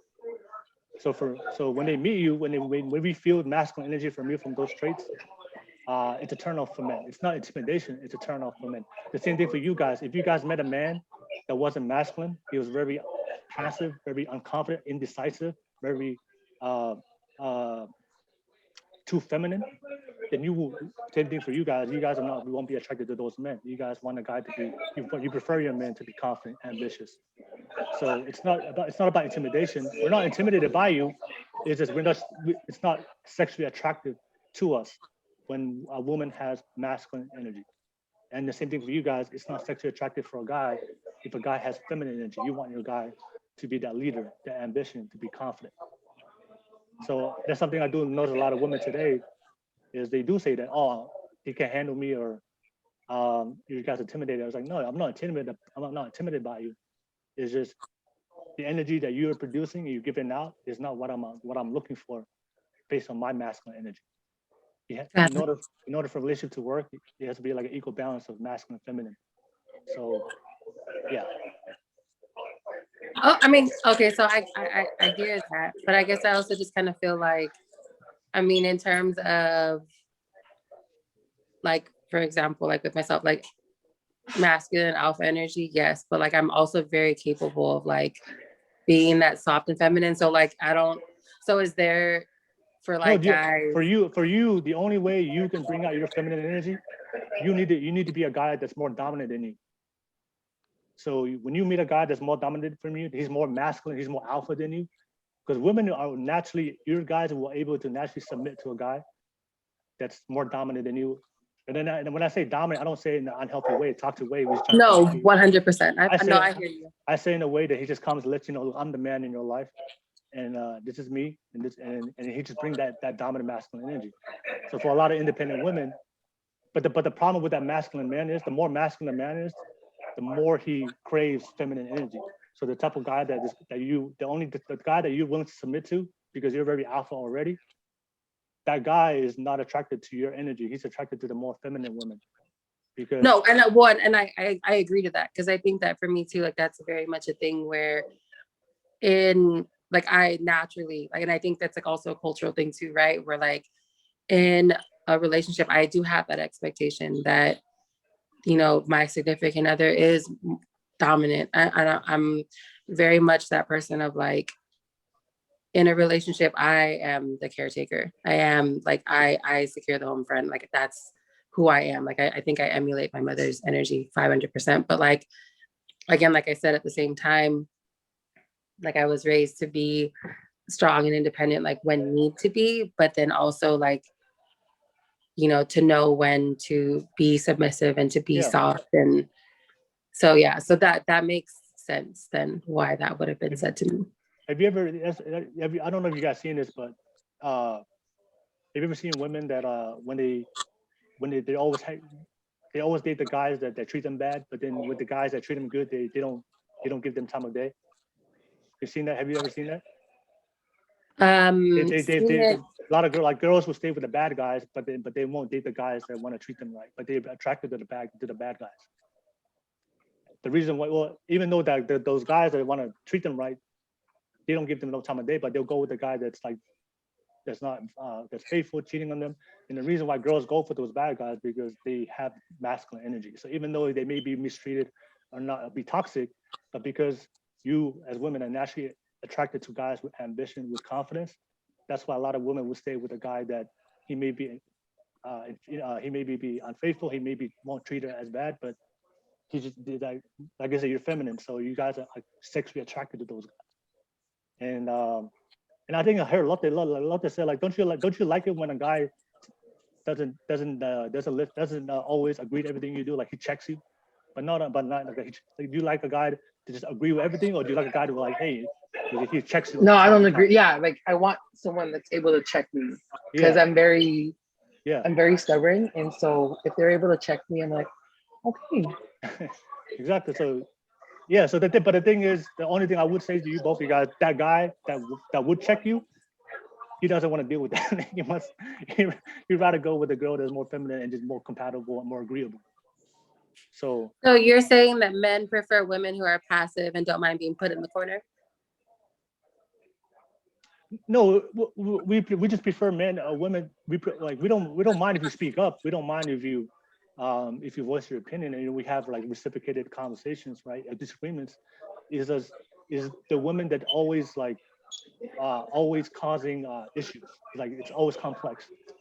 If that makes sense. So I've seen a lot of times when a woman's very masculine, we're always fighting all the time. That's what happens. Like there's always disagreements, there's always fights. There's like everybody's trying to push figure out what it is. But it's just much easier to be with somebody that we can talk things out and that she can just agree, or she voices her opinion, but it's not a lot of conflict or argument, or you're too argumentative or too difficult, if that makes sense. So okay, no, it makes total sense. So then I guess my segue question into that is going to be, you say too argumentative and too difficult. Are you saying that women are the only ones that are argumentative and disagree often? No, Okay. men do that too. But Yeah, he's just speaking on the point of when men are interacting with women. So no, and I'm just general, and I'm asking, I guess, to understand too, because I think for me and taking the opportunity, because you guys are, you know, guys, and being able to ask these questions, like, you know, are you, you know, like, do you see yourself being passive to your significant other? Like, is there a point where, like, so if you say that you guys are bickering and things are hard and, you know, whatever the case may be, you know, at that point, whose responsibility is it to draw back and step out of the situation and be like, okay, we're not in a good space, so do we fix it, or how does that work? No, this is what I would say. Is like, no, there's nothing wrong with arguments. That's natural in every relationship. Like, we're always gonna argue. Right. The thing I would say is when a woman oversteps her role and tries to be the man in the relationship and makes me feel like, don't make me feel like the man.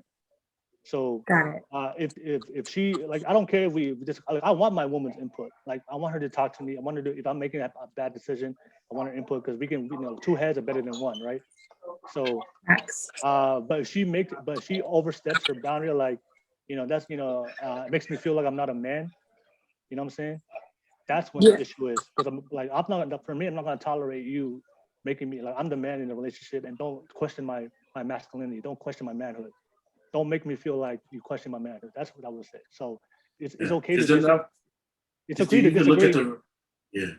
Go ahead, Soli. You could look at the relationships as like, oh, I have to look at the bands I work with. Everybody has their instrument they play. We all understand what role we play, and it's a mutual understanding, mutual respect towards each other. We know if we don't do our part, we're not going to be successful. I'll give you a perfect example. Like, so say if I'm talking about, if you're bickering with the girl, and this is something I always hear a lot of women who say to their partner, and this demasculates them. They're like, man, they'll be like, oh, you ain't shit as a man. They'll say some shit like that. You ain't, you know, just like, you know, you ain't shit. You know, you can't do your, I should be with another man, or you can't handle your response. Like, when you start questioning his role and his manhood, that's when you're overstepping your boundary, and that's when that bickering. That's why we don't want to deal with that. Oh, and you 500% shouldn't want to be in that kind of situation. I mean, anytime the defamation of character is present in a relationship, whether it's romantic or platonic, you shouldn't ever entertain that energy. So I 500% agree to that. I mean, yes, and that's one thing I do notice. Like, it's just the women who are a lot of masculine women would question if the guy's not masculine enough, is not dominant enough. They would question his manhood because they're just masculine like that.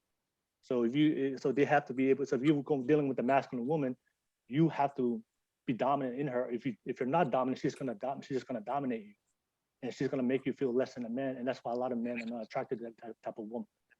But then the guy that is dominant, he knows that too. And he knows he can dominate her. But why go to that? But why go to that complexity? Why go into that situation where it's just much better? You just go with the girl that you don't have to deal with that. Okay, no, so I hear it and I understand it. I guess my next question would be then, no, so what let me make sure I'm receiving this correctly. So what I'm receiving is that for you in a relationship, your dominance is like a priority, right? Then that's kind of what determines whether. Yeah, for men, as long as they feel like the man in the relationship, like, you know, then they're good. They're good with you. Do you think that that's just men in general, or are you speaking in terms of like men in our cultures? Men in general. And do you think that, would you say that that's most men that expect, I mean, and I guess for me, my thing is that if I have a man that is going to base his manhood and his masculinity and his dominance on the words I say, I have a problem with that. Because then that tells me he's not secure in his own masculinity, dominance, and dominant energy, and his ability to be the man of the house. Because I'm very much a woman where in a relationship, in a marriage, you know, I do expect a man of the house. I do expect my husband to be the man of the house. And there will be altercations and indifferences where things are said on both ends, you know, and I say this from a place of I've been that girl, not to say that you ain't shit, but like I've been not nice and I've taken jabs, and equally jabs have been taken at me. Yeah. But that person was not at all like more than anything, their ego was bruised. So I guess for me, do you think that your dominant energy is correlated to your ego? Or do you like, is that like, and again, just trying to understand, like, No. I don't. So when Go ahead. if a guy that's very masculine and he's very healthy, you know, not toxic, right? He wants to be the leader in a relationship. He wants to lead you, right? So he's gonna ask for your advice. He's gonna ask for your input. But ultimately, you guys will come together. But ultimately, you guys will figure out what's the right decision to make. But naturally, he's gonna be the one that to be a leader. Just like every company has a CEO, right? Everybody has ideas, but at the end of the day, out of all the ideas, somebody has to make a decision. So for the masculine male, he's gonna talk to you, you know, and hey, you know, well, what should we do? And you guys have your input, and then he's gonna make the decision. And for a lot of women, when they meet a masculine guy, they're okay with their man. They trust their man to make the decision for them, right? Because that's what. So, but he's gonna listen to you, and you guys will talk it out, and then okay, but you know what? We hear both sides, but this is what we should do, and then we go with it, right? You guys all worked with great leaders before, right? Yeah, exactly. So when you work with a great leader, like I've had some great mentors in my life. There were great leaders in my life. I never overstepped to make them overstep my boundary into their role, if that makes sense. So I always listen to it. If I'm my input, I will give them my input, but I will never question their leadership. So I will question what the plan or what we were discussing on that day. I won't say like, you know, you're not the right leader for this company. I won't overstep that. And for a lot of women, is like they will overstep that boundary of like, you're not the right man, or you're not the best man for me. You're not the best man for this family. You're not doing a good job as a man. And for a lot of, like I said, a lot of men, they just don't want to be walked over. Like you naturally want to lead your woman. And for a lot of women, they prefer their man to be in that role to lead them.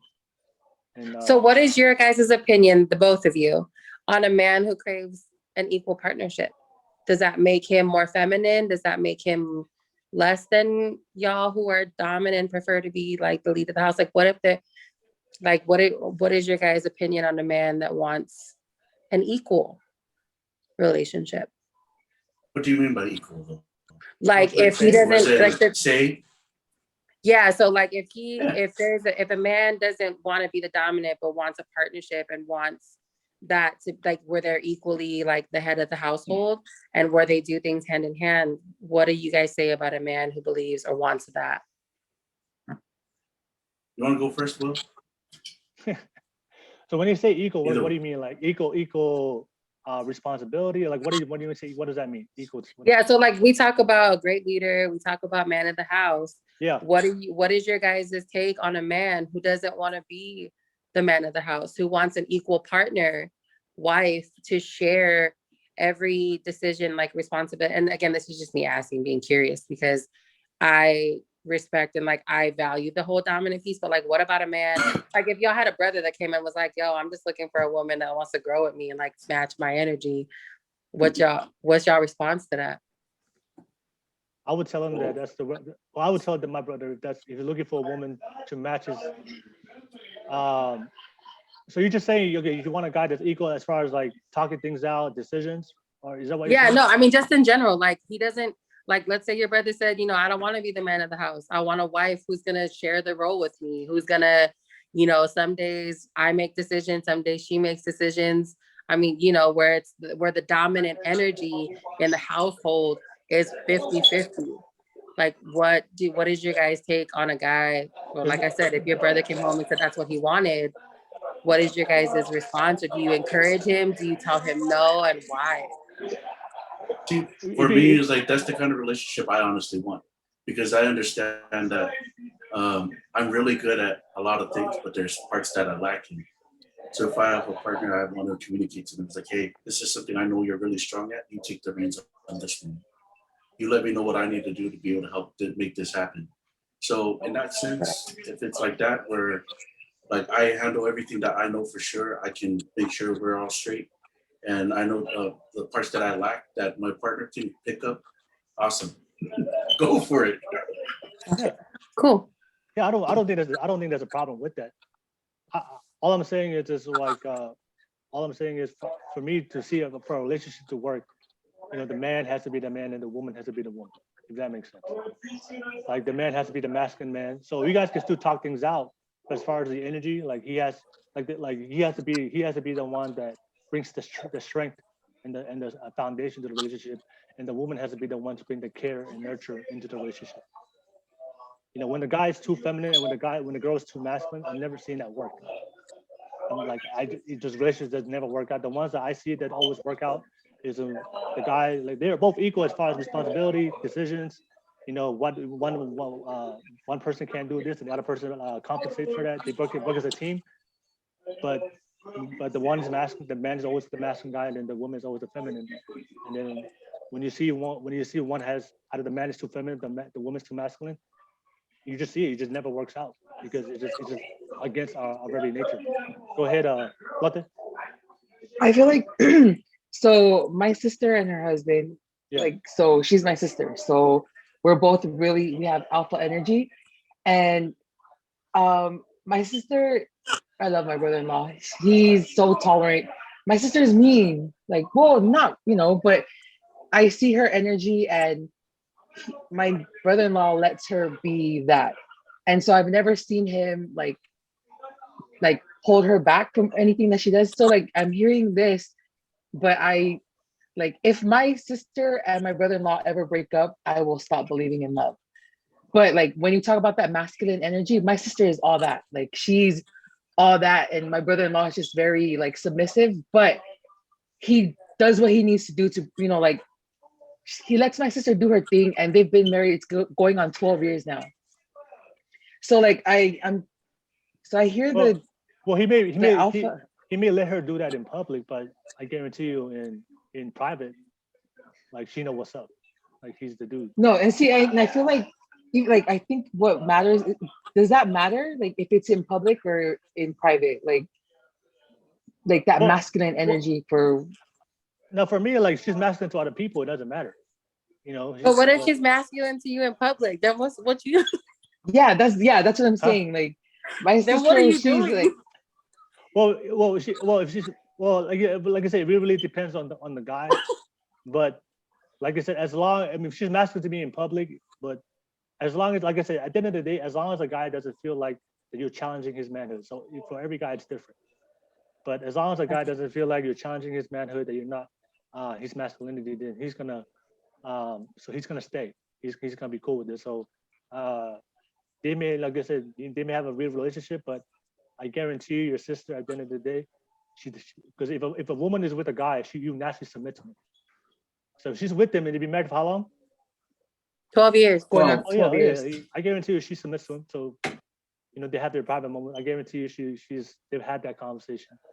But they just understood it both. They just found a way to work it out. But I'm just saying it's not always gonna be the same way. But for most women, if the guy that you guys want, that you guys gonna be with for your rest of your life, you're naturally gonna submit to him and let him be the man. And then as long as that guy doesn't feel like you're challenging his man, then you guys can just do what you do. For me, it's as long as you want to be masculine to other people, go ahead. Just don't bring that over here. So do you guys think that dominant feminine or masculine feminine energy you guys think that's gender specific, in terms of a relationship? Sorry, I'm having a hard time understanding the question. When you say gender specific, what do you mean? Well, I guess I never mind. That's actually probably a stupid question. I guess what I was getting into is in terms of and maybe this is taboo territory to talk about or bring into the table. But taboo. For gay and lesbian couples, if there's a man who is feminine, I guess it's the same. I guess it's the same thing, right? Yeah, it's still gonna be the same thing. You ever notice that lesbian couples? There's always the masculine one. There's always the feminine one. There's always the top. There's always the bottom. There's always you ever notice the lesbian couples? One dresses as a guy and one dresses as a female.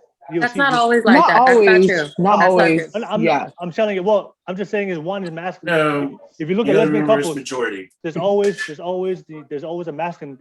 There's always a masculine one. There's always a feminine one. You never see like there's always if you look at lesbian couples, there's always the one you can tell, oh, that's the masculine one, and then the one that's the feminine one. Not always, but okay. No, not always, but you see it.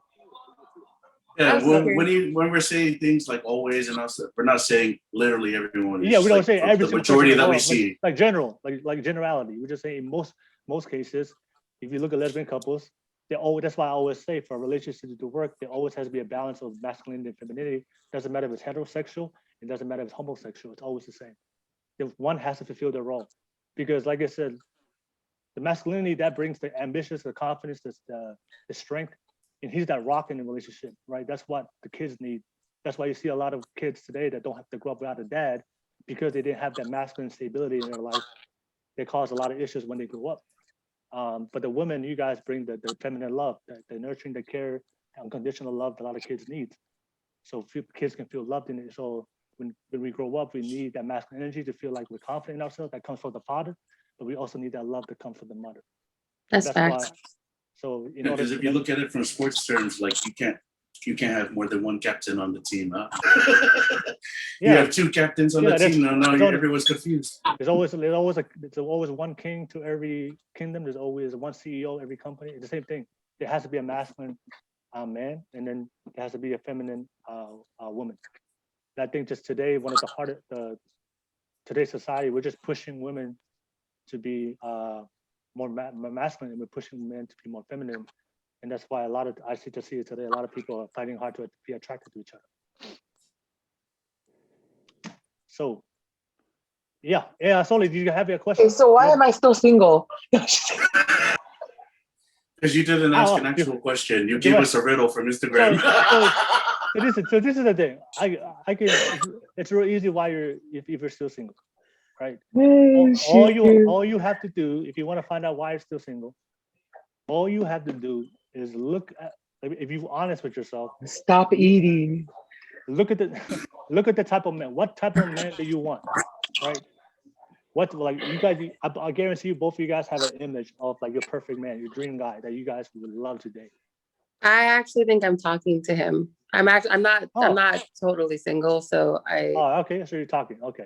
But and again, that's I very much believe in, befriending the person that you're in a relationship with. So, I mean, he don't got a bankroll, but he's really, really nice, and he believes in Jesus, and I'm good.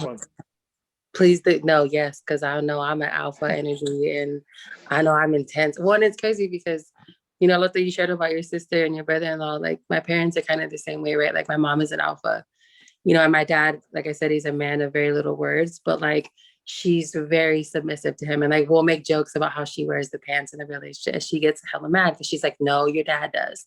And so it's like, even though she knows that like she has her alpha energy, she's very soft and submissive to my dad. So I can, when Will says that, on their own personal terms, behind closed doors in the comfort of their own home, your sister for sure is soft for him. Like, Polynesian moms, they're very loud and hell yeah.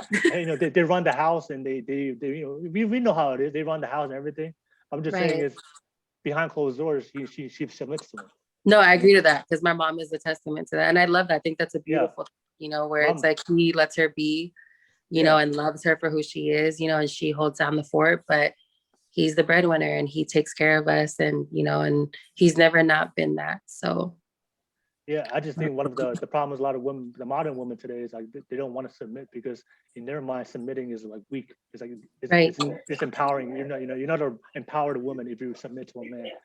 But they don't understand that's a natural role of a woman. If you love the man, I agree. You're gonna submit to him. Because I think even for me too, like I get a lot of flack, like when that comes up in conversation, because I'm very much a person of like. Like I don't, it's like I said, like alpha as I am. I'm not submitting to no man.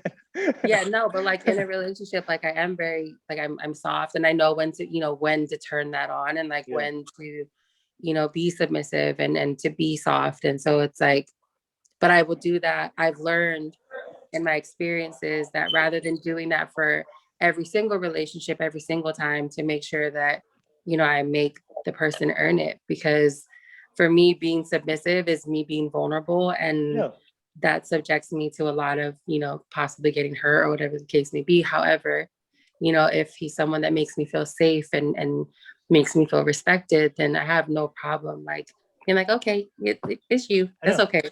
But I get a lot of women that are like, ew, like, but culturally, like, that's how, again, that's the model that was set for me, right? Like how I just shared about my mom. So it's like, I believe that a woman can be multifaceted, where they can be an alpha in the world, or, in their passion or whatever, their career, whatever, but at the end of the day, still come home, put that hat off, take that hat off and put on the hat of being mom, wifey, whatever it may be. So I feel that. No, I just believe that's natural for you guys to submit and to be vulnerable to your man, right? And for guys also, that's, especially the guys that are masculine, we crave that, like, because we always strong all the time, but we can't be always strong all the time. Like, it takes a toll, right? So that's why we crave that sexuality, that vulnerability. For me, that feminine energy. You know what I'm saying? So like when you become vulnerable and I feel that feminine energy, like that's like, for me, it's like, thank you, because I'm already putting so much pressure on myself. I need that love from a woman. That's why, like, if I meet a woman that's already very masculine, like, I'm already dealing with my own shit and I have to deal with her shit. I deal with her, and she's not giving me no vulnerability, no emotions, which I need, which I crave as a man. That's why we're always going to be attracted to the woman that's more feminine. So it's kind of like a safe space. I love what you said. Taking the hat off. I love what you said. There's like, there's a time and place for everything. There's a time to be confident in your career, in your business, and go be that go-getter, go kill it in your business. But then when you come home, just switch that hat to your man. And the man does the same thing. When he comes home, he just switches that role back to you. I'm gonna be, for me, I'm gonna be confident. I'm gonna go kill it and be very dominant in the people I deal with in the workplace. But then I'm not gonna treat you the same way I treat my employees. Yes. You're my wife. I'm gonna treat you different. Right. So it's just knowing that there's different hats. But I think today it's just like, there's this movement where if I take my hat off, then it's I'm weak. And if I take my hat off, it's you're not a real man or not a real woman. But I understand that's what biologically, that's what we crave from each other. But going back to Lote, what was the question? Why you're still single? No,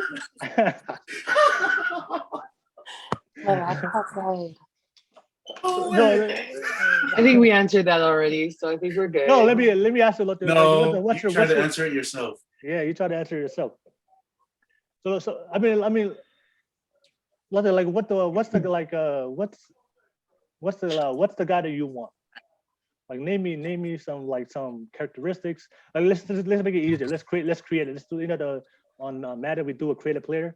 So let's create your man for you. Okay. Jason Momoa. How tall has he? Oh, you go Jason ahead. Momoa is married, so continue. And that's why I'm single. His wife is stunning. How tall does he have to be? At least 6 foot. At least 6 foot. Okay, so anything less than 6 foot, you won't give him no time. Has to be 6 foot.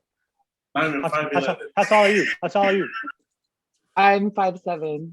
Oh, okay. All right, 6 foot. 5'8". All right, okay. 6 foot. He has to grow, right? He has to grow, right? So he has to have goals for himself, very ambitious. Yes. Okay. Does he have to, like you said, he has to be very dominant? Yes. Right. Yes. All right, very dominant and very masculine. All right, so 6 foot, ambitious, confident, dominant, masculine. Okay. Anything else you want to add to that? Handsome. Got you, sis. Don't trip. Oh yeah, of course. I mean, that's already a given. Like, it's gonna be handsome to you, right? Okay, cool. Yes. So 6 foot, handsome to you, dominant, masculine, and has to be ambitious and wants to grow, right? And does he have to? What ethnicity does he have to be? Tongan? Does he white, black, Mexican? Do you have preferences? Tongan. Yes. Does he have to be Tongan, or that's like the only one? Well, like it's it's easier to not have to explain my culture, or like traditions. So that's why I mean, are you willing to date outside of culture, or it has to be tolerant? I'm willing to date outside of, Polynesian. Oh, okay, okay, Pacific Islander, okay. Yeah, because I was just about to say, like, someone like me, I was raised around something, so I know the culture very well. All right, so Pacific Islander man that's 6 foot, that's ambitious, that's confident, and is dominant, and is very masculine. All right, the only thing I would say to that is your description of what you just said is not the average Pacific Islander guy out there. So that's a very specific type of islander you're looking for. So I'm just saying is for you. I don't know if you guys know the numbers, but 6 foot, there's only 15% of the American population that's 6 foot. I don't know if you guys knew that. American? What? 15% of men in America are over 6 foot. That's the statistics on that. So 15%. I feel like a majority 15%. of Polynesian. Are they all Polynesian? 15% of men in general. No, just Americans. Americans. So 15% of men. So the thing I would say to you is what I feel like the type of man that you're looking for is just it's a certain type of man that you're looking for. So if you're only willing to stay 6 foot, that means 85% of Pacific Islander men are gone. So now you're only looking at 15%, and that's the 15% of men that's over 6 foot. That's including married men, gay men, guys in prison, single men. That's all men. So I have a question. Go ahead. So I also have a height preference, but do men have a height preference? Like, how do y'all feel? Like, if you're dating a woman taller than you, does that impact your like feeling of that masculinity? Like, no, no, you guys prefer to date guys that's taller than you. For men, we just prefer to date girls that's shorter than us. It's opposite. Okay, yeah, no. So that's what I was asking. Like, I just wasn't sure. I mean, yeah. Okay, cool. So that is for the general population of men, yeah. Yeah.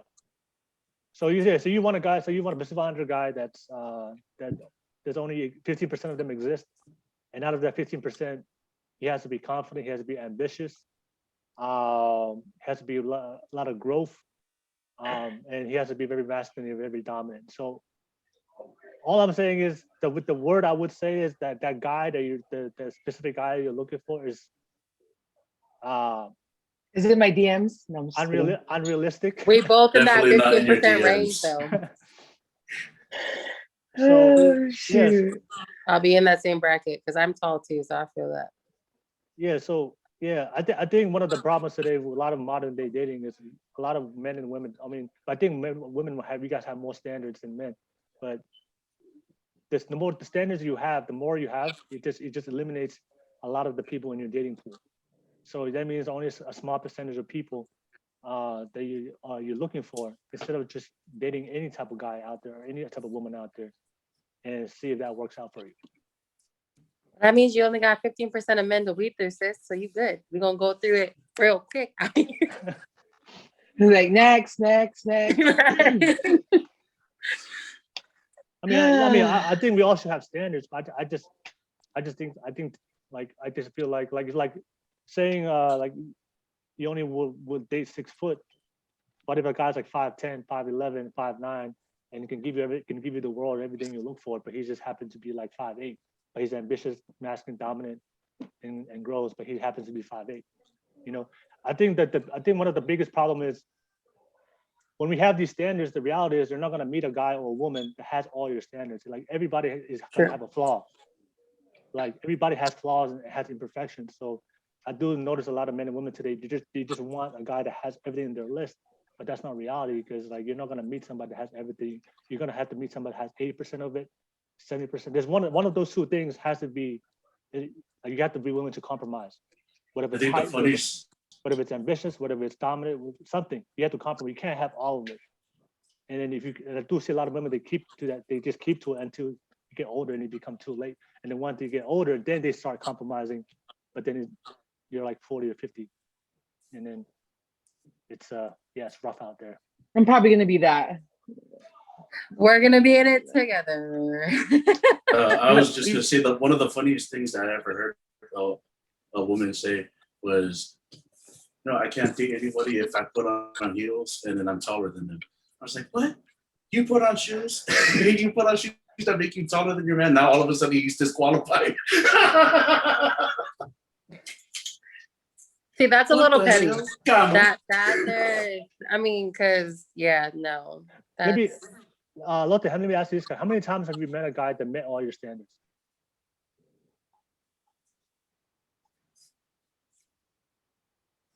Where's the cricket sound? Why aren't you playing that? Buffering. Where's the shotgun? Where's the cricket sound?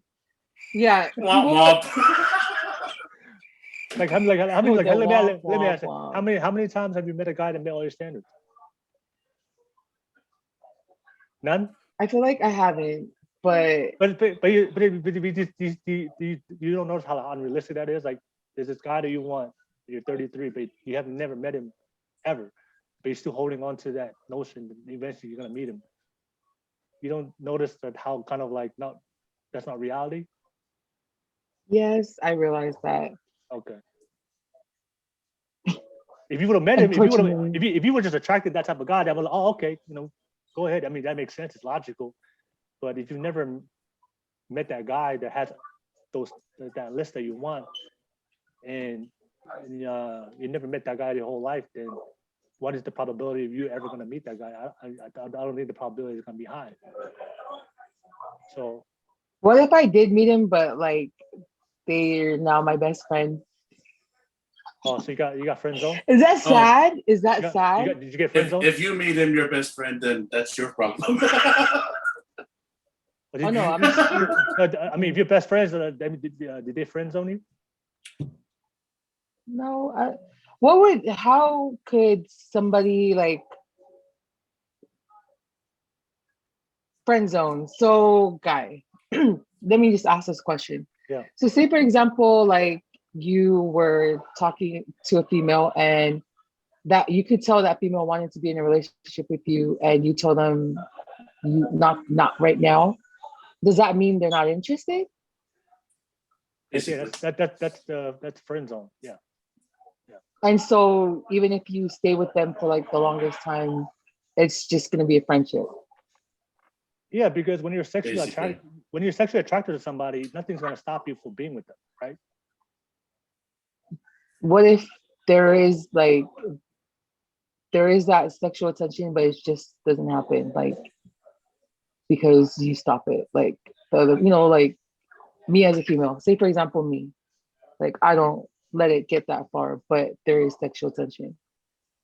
Well, also I forgot you mentioned like you're not willing to have sex before marriage, Yeah. and Exactly. that also makes it harder for you. Not only you want that specific type of guy, but then you also expect a guy to not to have sex in American culture where sex is normal before marriage. So I'm not saying to keep doing what you're Is doing. that normal to have sex before marriage? No. I'm being sarcastic. In America, yeah. But the thing like you have to be wary about too, for you as someone who still has their that's virginity, the is culture like today. you have to make sure that you're very you got to make sure you're aware about these guys that you introduce to your life, right? Because then most guys, or generally speaking, most guys will try and look at sleeping with you as like a prize to win now. Yeah. For a lot of guys, like that's what we expect. That's just the culture we're in today. We want to have sex. And then for a lot of guys, that's how we know that you're serious about us. Like if you're not willing to give it up to me, then Would that automatically put that person into a friend zone? Wait. I have sorry, answer her question. I'll wait. No, well, the thing is like, no, like if you guys know this, if you're very attracted to a guy or a girl, like you don't put them in the friend zone. The only reason why you put somebody into a friend zone is because you either don't see them sexually attractive, or you don't want to be in a relationship with them. So you give them the energy vibes, let them know, hey, like you may be indirectly, but I'm sure you guys all done it before. Have you guys all put people in friend zones before? Yup. I Yeah, mean, but I don't keep somebody in the friend zone for like longer than like 2 months. Well, are you being the friends? Are you being friends, or are you doing the friend zone? Me, So you're doing the friend zone? yeah. Oh, then it's you. Yeah, Whatever. It's your problem. That's your yeah. Why you if you like the guy, or like, why are you putting him in the friend zone? Because I'm not ready, I guess. Like I think it comes from the trauma, like giving so many chances in the beginning that Oh, I gotcha, don't gotcha. even yeah, I Oh, just yeah. Oh, you have the fear from your past relationships. yes. And so I just would rather Oh, that's see how long they're gonna last. no. That's something you have to heal. You gotta move on from there. You know, you gotta, like, you can't live your life in fear. You know, you gotta you gotta believe that it's gonna work. The only way a relationship is gonna work out, you have to believe it's gonna work out. You know, you I have a question. don't sabotage yourself. Let's Um, hear it. so Will, you said something like, "Oh, if you're not gonna give it up to me, then like whatever." But like, let's say in Lote's case, where like that means something to her. So let's say, like you take interest in a girl, but she's a virgin, and that's like a part of her, like her beliefs, and like that's her promise to like herself. Mhm. Are you gonna? But like, let's say she has 85% of your standards, and are you gonna disregard her or like throw it out because of that, even though knowing that like that's something that like means something to her, that it's not that she's not giving it up because she is not attracted to you, but that she's waiting for marriage? Like, does that ruin it for you, or like how does that work? No. Like, I don't. No, I think what Lotte is doing is beautiful, but I'm just saying it really comes down to me trusting if she's still a virgin, because some girls be capping. Some, you mean majority? Majority of girls be capped. Oh, I've never been with a guy, like, yeah, right.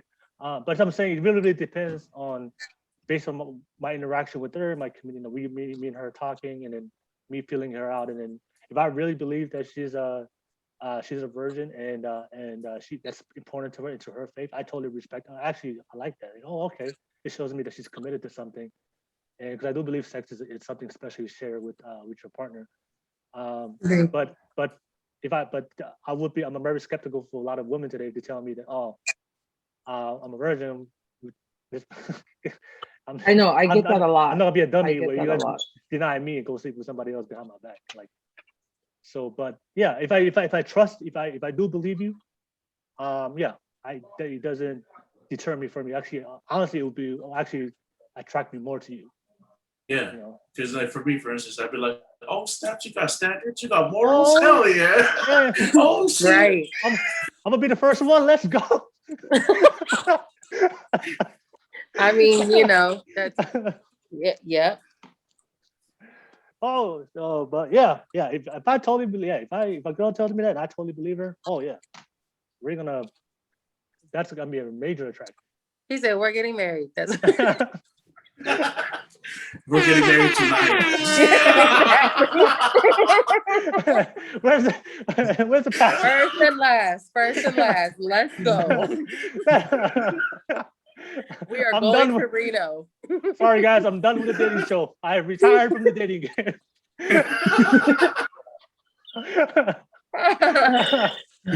Kava Club After Dark has been canceled. Soli will be here with the Soli is music. taking over. Soli is taking over the After Dark podcast. Oh no. No.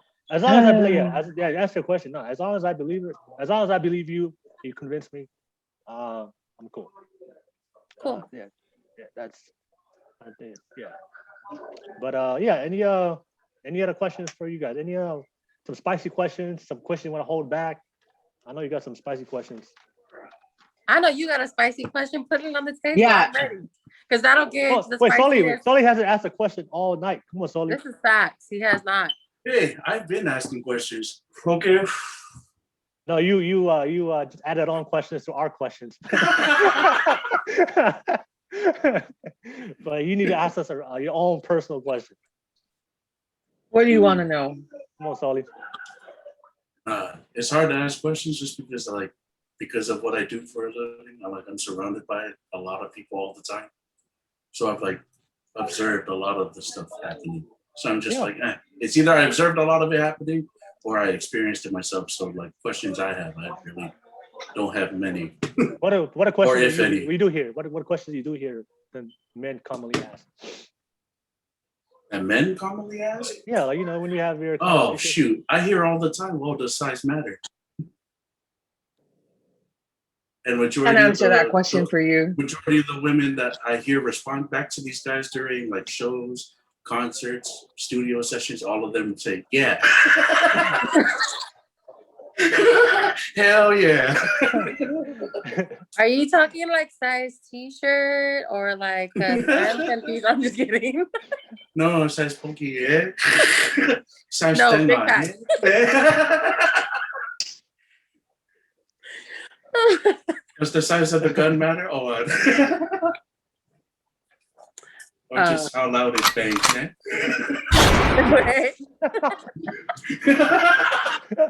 I heard it. Does he have to have a shotgun or a pea shooter? Let's do the super chats right now and go on Facebook real quick and see if anybody has comments on there, and we can read those comments and figure out what questions people are asking.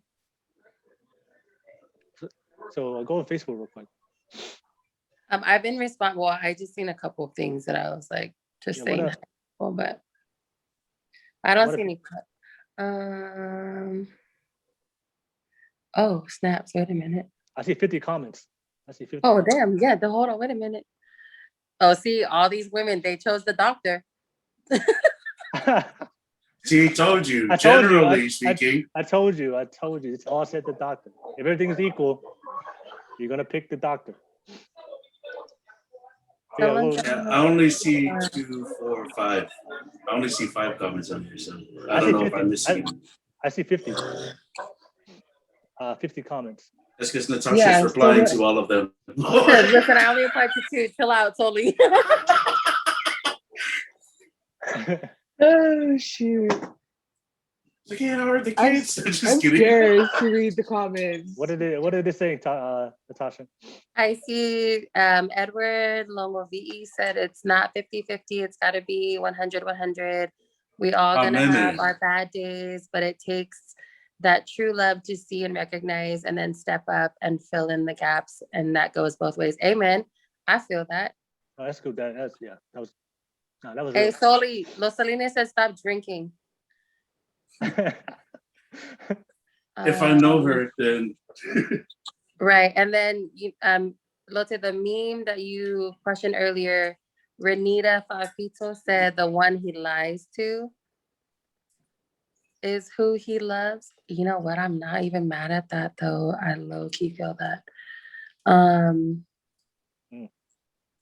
So, okay, wait, can we go back to that? Because now that I'm reading some of these comments, so it makes sense. So I would agree too that it would be the one that he lies to because he doesn't want to hurt her.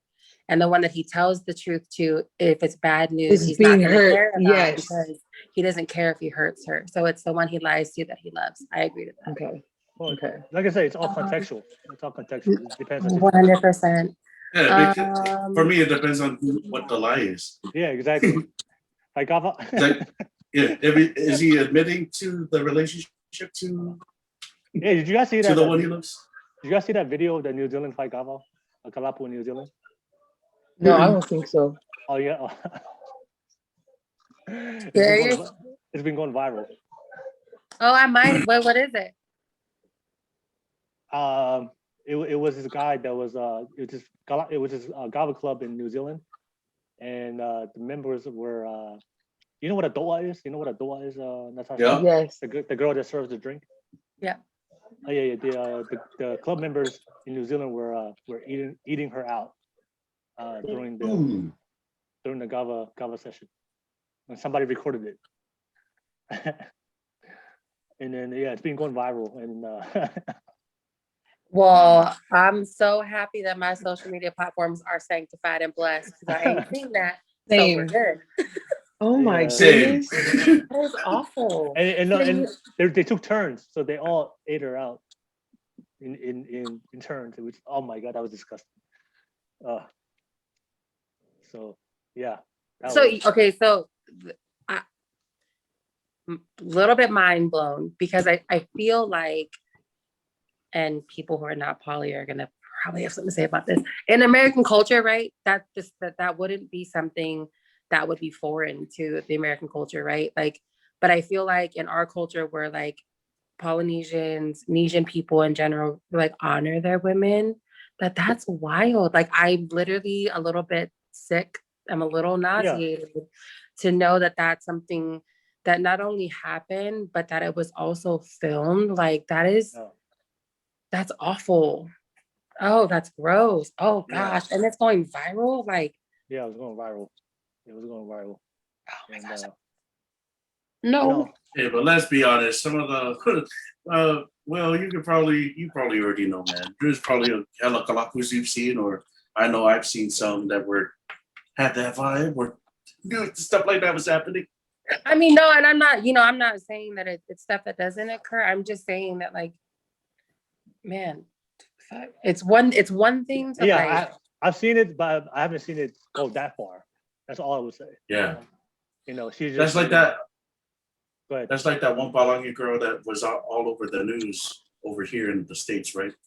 Like, girl posted sucking off 12 guys at the bar.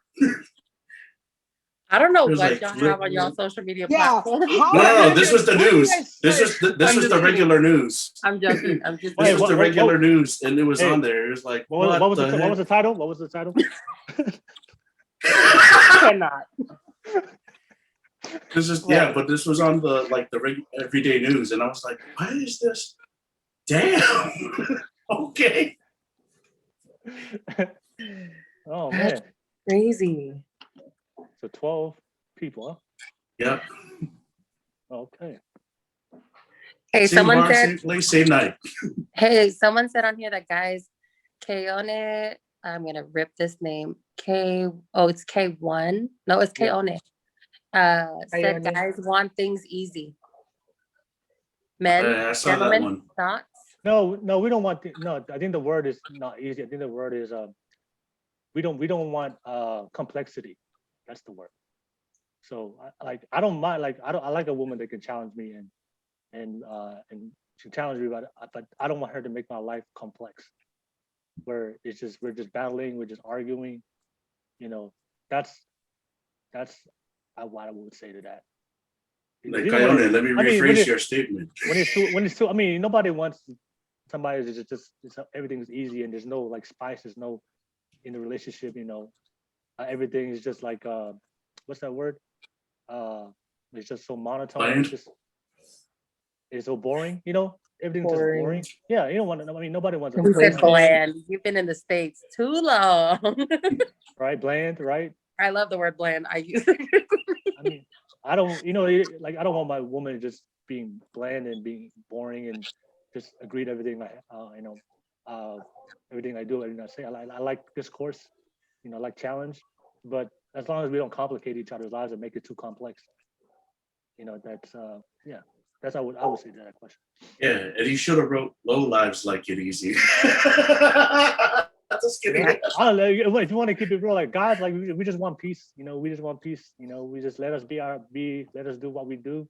Come home, give you some love, and just let us be. Yeah, I have one more. Renita Fafito, she said, dang, what kind of men have y'all been around? A lot of men I'm surrounded by want women of value, not just a pretty loyal one. What How many of those guys that she's around actually have women? A lot of guys, what did you say? A lot of guys what? She said, a lot of men I'm surrounded by want women of value, not just a pretty loyal one. She has to define what value is. I can't really. And that's kind of that's what I was looking for, because I think that we all have different variations of what value renders for each of us. So, got it. Hey, I do have a question for you guys. Because I know you guys are both in your 30s. Rub it in, why don't you? Hey, that just means you're more experienced. Big facts. No. Yeah.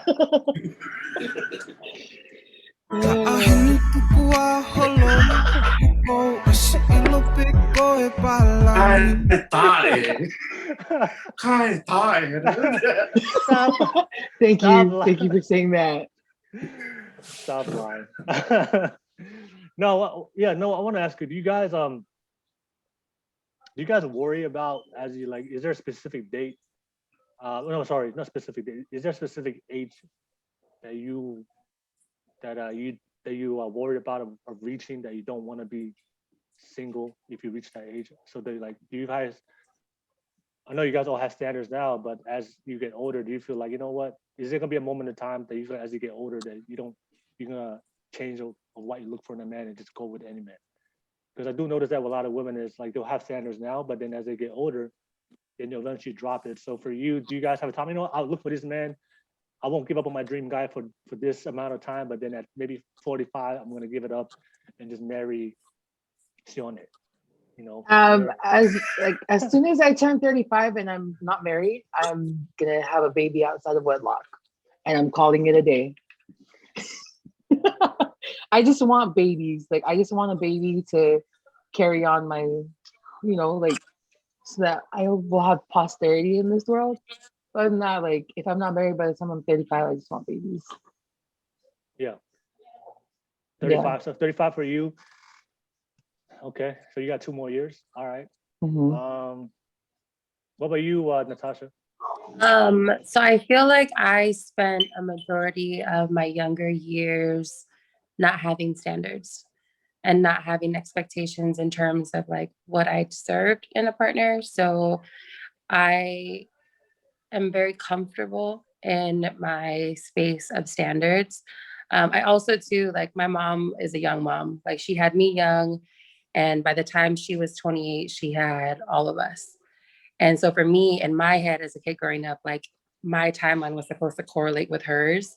Mm-hmm. And when I hit 25 and wasn't in a relationship, like in a solid relationship or married, and then I hit 28, and then I blinked and here I am now, no kids, not, no marriage, nothing, I, in those seasons where I felt like, okay, my mom was this age when she had kids and was married, and I don't have this, so like, I'm not successful, or I haven't like reached my goals or whatever. I went through a really dark season of feeling like there was something wrong with me, and feeling like maybe I wasn't doing, that I was obviously doing something wrong. And so because I've worked through that space and I've learned to be comfortable in where I'm at, and again, just trusting God's process and timing, I feel like in my younger years, could I have had that? Yeah, of course, but I was out here blocking my blessings left and right. So I don't really have like, I don't hold any, age doesn't hold any power to me anymore to determine, whether or not I'm gonna get married, or having kids is one thing, because I don't want to be an old mom. I don't want to be pushed in a wheelchair to my kids' graduation. So that's why I pour all of my maternal instincts into my nephews and my niece, because, I don't have kids of my own, so I give it to them. But I've also learned not to wager or value my life based on my singleness. This just means that I have a lot of self-growth and exploring to do, and I'm comfortable with that. So I will not ever reach a point where I'm going to be like, well, I'm just going to marry Sione. Nope. Like, I'm not. I'm good. Like, if I'm 45 and I don't have a husband or even a boyfriend, but I'm happy with my life, that's enough for me. So, okay. Yeah. I want to ask a deeper question. All right. So I know you said that could you really see yourself being happy, being by yourself? If you wanna being honest, like, I know a lot of women and men will say that, you know what, if I don't find my guy, I'll be happy. It's all good. To me personally, when I hear people say that, I feel like that's like a way out if things don't work out, and you kind of like, it's like a self-fulfilling prophecy. You're telling yourself, okay, if it doesn't work out, it doesn't work out, which means that you don't really put emphasis or urgency right now to do what you need to do to attract. If you're really telling yourself, you know what, if I don't get it, it's all good, then you won't take the necessary actions and things you need to do now to attract that man you want. If you're really telling yourself you're not going to get it. So I wouldn't say that I wouldn't say that I'm telling myself I'm not going to get it. I remember who I was before. It's like I said, I was a serial dater. I was so infatuated with not being alone that I was willing to be in any and every relationship when I needed to be in one. And along the way, after I went through that season, I realized that in addition to hurting myself, I hurt a lot of people because I was investing and leaving when it didn't work out for me, whether it be that they did something wrong or I just gave up on it, and not realizing that my actions that I felt were in my best interest were really impacting people. Like I dated someone who had like severe abandonment issues, and I ruined them completely. I made it worse, not knowing. And at the time, not really caring either. We're friends now, but like, I felt like in order for me to like close that chapter in my life, I had to go back to that person and be accountable and apologize for my actions, because at the time I was just overwhelmed and I dipped and like not ghosted them, but like kind of, because it was like I stopped. We were like dating, and then I stopped talking to them, and then they got obsessive and just kept like calling, texting, showed up at my house, whatever. And like at the time I was like, ew, like that's creepy. But now as an adult, as I've evolved from my experiences, I realized that I had triggered that person's anxiety and insecurities. And like, I don't want to be someone that one repeats that, but then I also am very aware of the healing process that I had to go through to be who I am today, because a majority of my life I was very uncomfortable with being alone. So I'm in a space where I am comfortable. Do I get lonely and like crave companionship? Yeah, for sure. I don't think if someone was to say I don't, I'm like, you're a liar. Like it's kind of like in the front of the world, you're big and successful, but behind closed doors, when you go home to an empty house, empty bed, that sucks. And I think for me, thankfully, like I live with my family. So it's like my life is pretty full most of the time. And I take the energy that I would pour into my own individual romantic relationship into my family. So short answer, my difference from who I was then to who I am now is I'm no longer chasing anything, period. Because I'm at a point where I'm chasing my best version of myself. So that way, when that person comes into my life, no matter who it may be, that I'll be ready and I'll know that I have worked on myself to be the best version of myself for that person. I don't know. That's how I feel. No, the only reason why I asked that question is because it's something I do hear from a lot of women, especially women that's single over 30, that they would say, you know what, if it works out, if it doesn't, I'll be happy being single forever. Me personally, I don't believe anybody wants to die alone and live alone for the rest of their life. For me, like I know I'm not married today, but I do not. I'm afraid to not be married and die alone. And because of that fear, I put in a lot of that energy to work on myself, so I can be the most attractive man to the hopefully to the woman that I do meet, and I do like her, and I'll be ready to be able to be attractive and take care of her. And I just do hear a lot of women that will say that, I know if it happens, it doesn't. And then like you guys are all entrepreneurs and have growth, if you don't have a plan, then you're just wishing for things to happen. A goal without a wish a goal without a plan is just a wish. So you got to have a deadline or something towards your life. So, and then because if it does happen, the reality is when you do get 40, when you do hit 50, and you're by yourself, and then that's a whole different reality that a lot of women are going to go through, and men too. And it's sad to see. I do know women that are old, 50, 60, and they're single and they've never been married. And based on what you guys said, telling me now, but then based on what I see with them, they're actually in that situation. it is like that is not something I would encourage or want anybody to go through, because you know, to be at 50 or 60 years old, the last couple of decades of your life, being alone. So I just feel like there should be an urgency, I guess. That's all I would say. No, and I respect that, but I think for me also too, just in my own life, like my grandma, for example, like her and my grandpa got divorced or they were separated when my mom was young. And so my entire life, my grandma was single. But I tell you that she was the strongest woman that I have ever, you know, I mean, she's my backbone. She's the backbone of my family, you know, and I think for me, it's like, not to say that I wouldn't, not to say that I because I do, I go through lonely seasons for sure. I mean, everybody does, but I also, again, I feel like because I pour so much of myself into my family that I do feel like, you know, this love that I would have, you know, to offer a relationship, it's still being exercised and practiced in, you know, my friendships and, you know, my family relationships. So it's, yeah, I guess, I don't know. I mean, it's because when you said, you know, you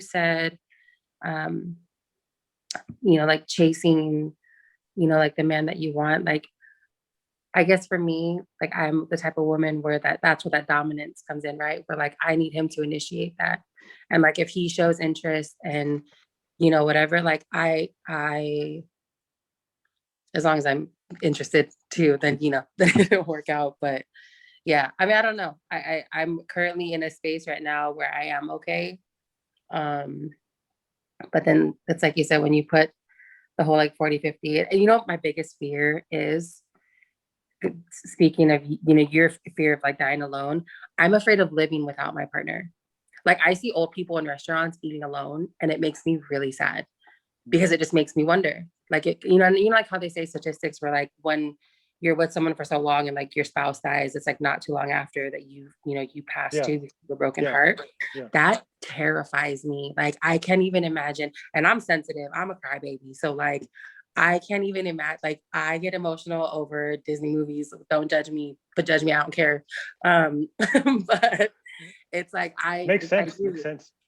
Yeah, so it's like I think for me, I almost would rather like grow old like with my family if, you know, marriage wasn't in my cards, because I would be devastated if I didn't go first. Okay. Are you guys Lote, would you Lote Lote. Yes. No, I was gonna ask both of you guys. Is there like what's your age range?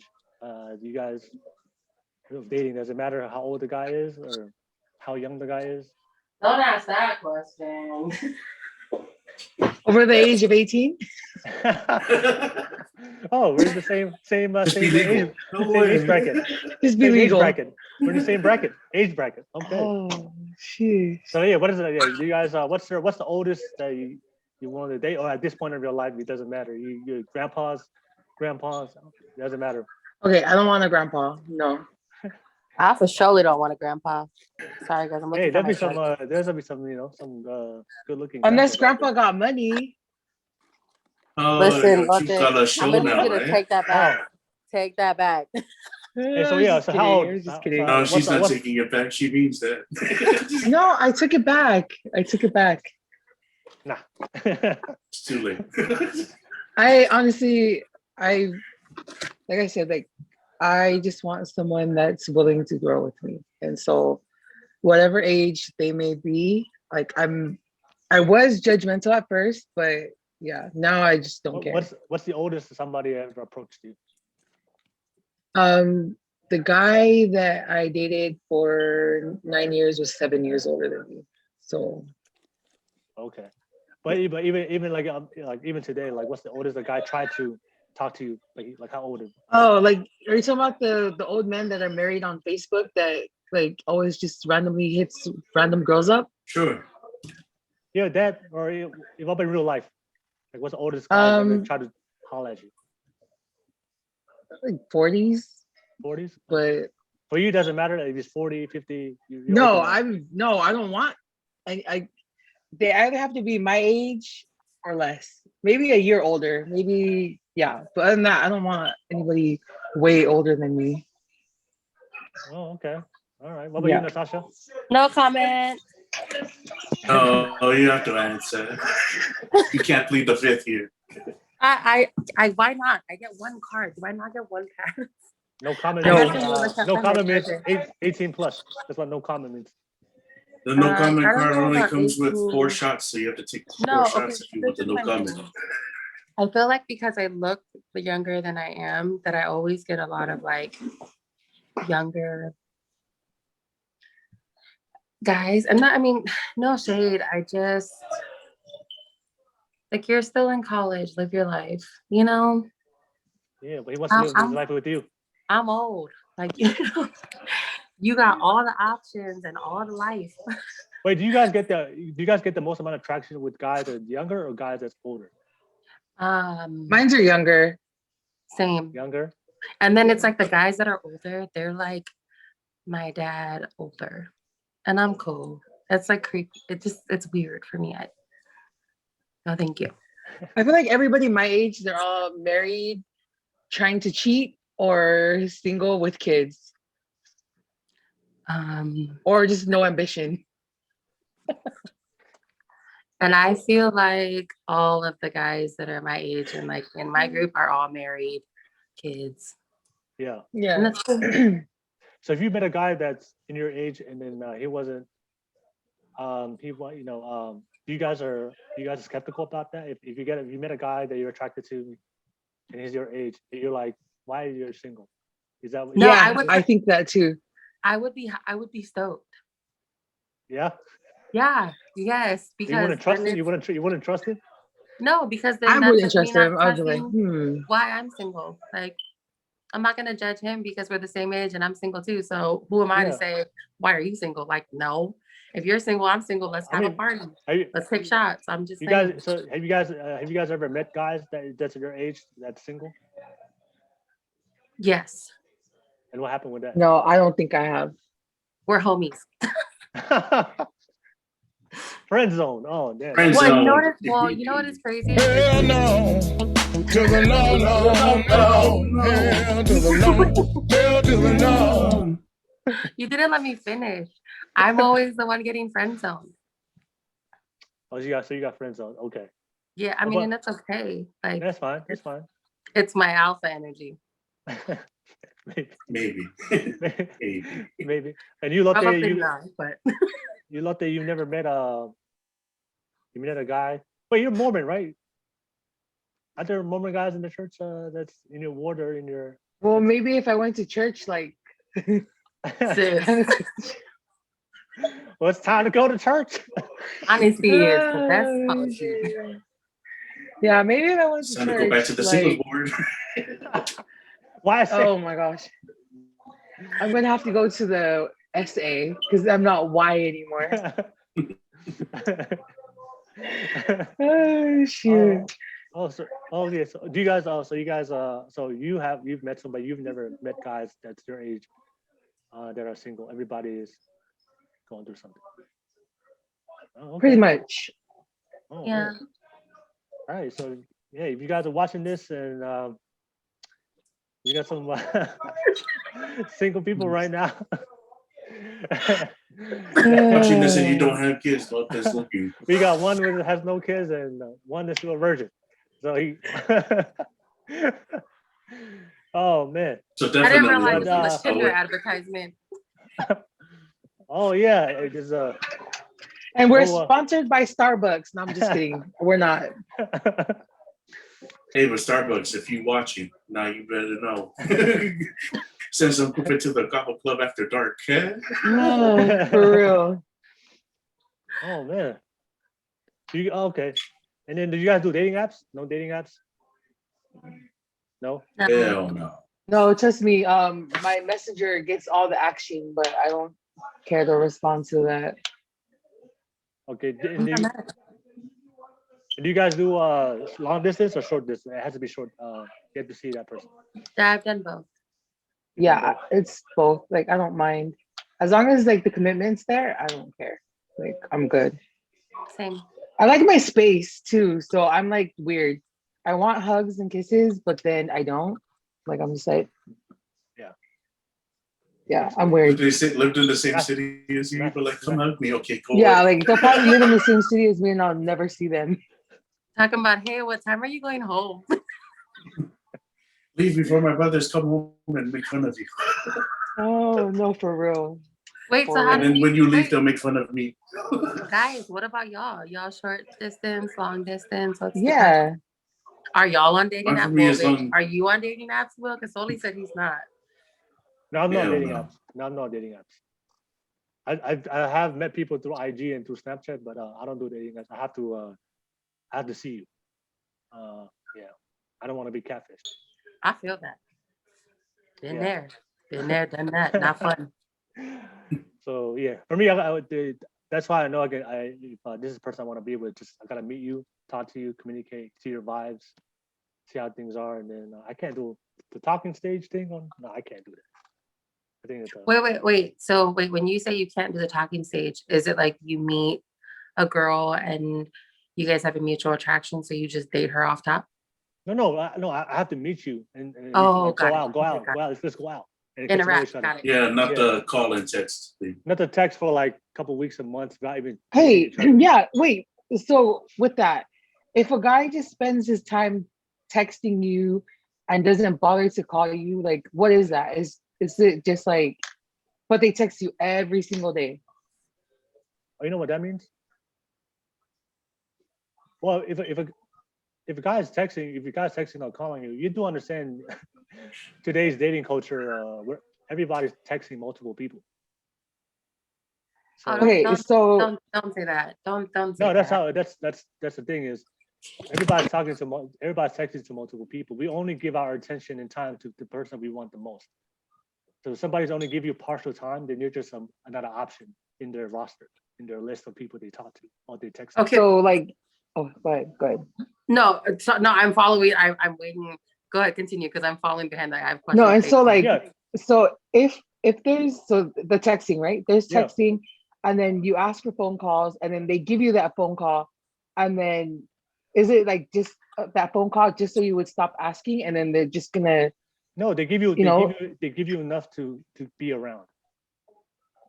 They give you enough, so they give you just enough time for you to stay around and still be part of their roster, still be part of the people they talk to. But like I said, we give our time and energy to the one that we want the most. Wait, so if they text you every day, they texting everybody every day? Yeah, they're texting everybody every day. Oh hell no! But the one that okay, they like, so the one like, they like the most. Go ahead, yeah.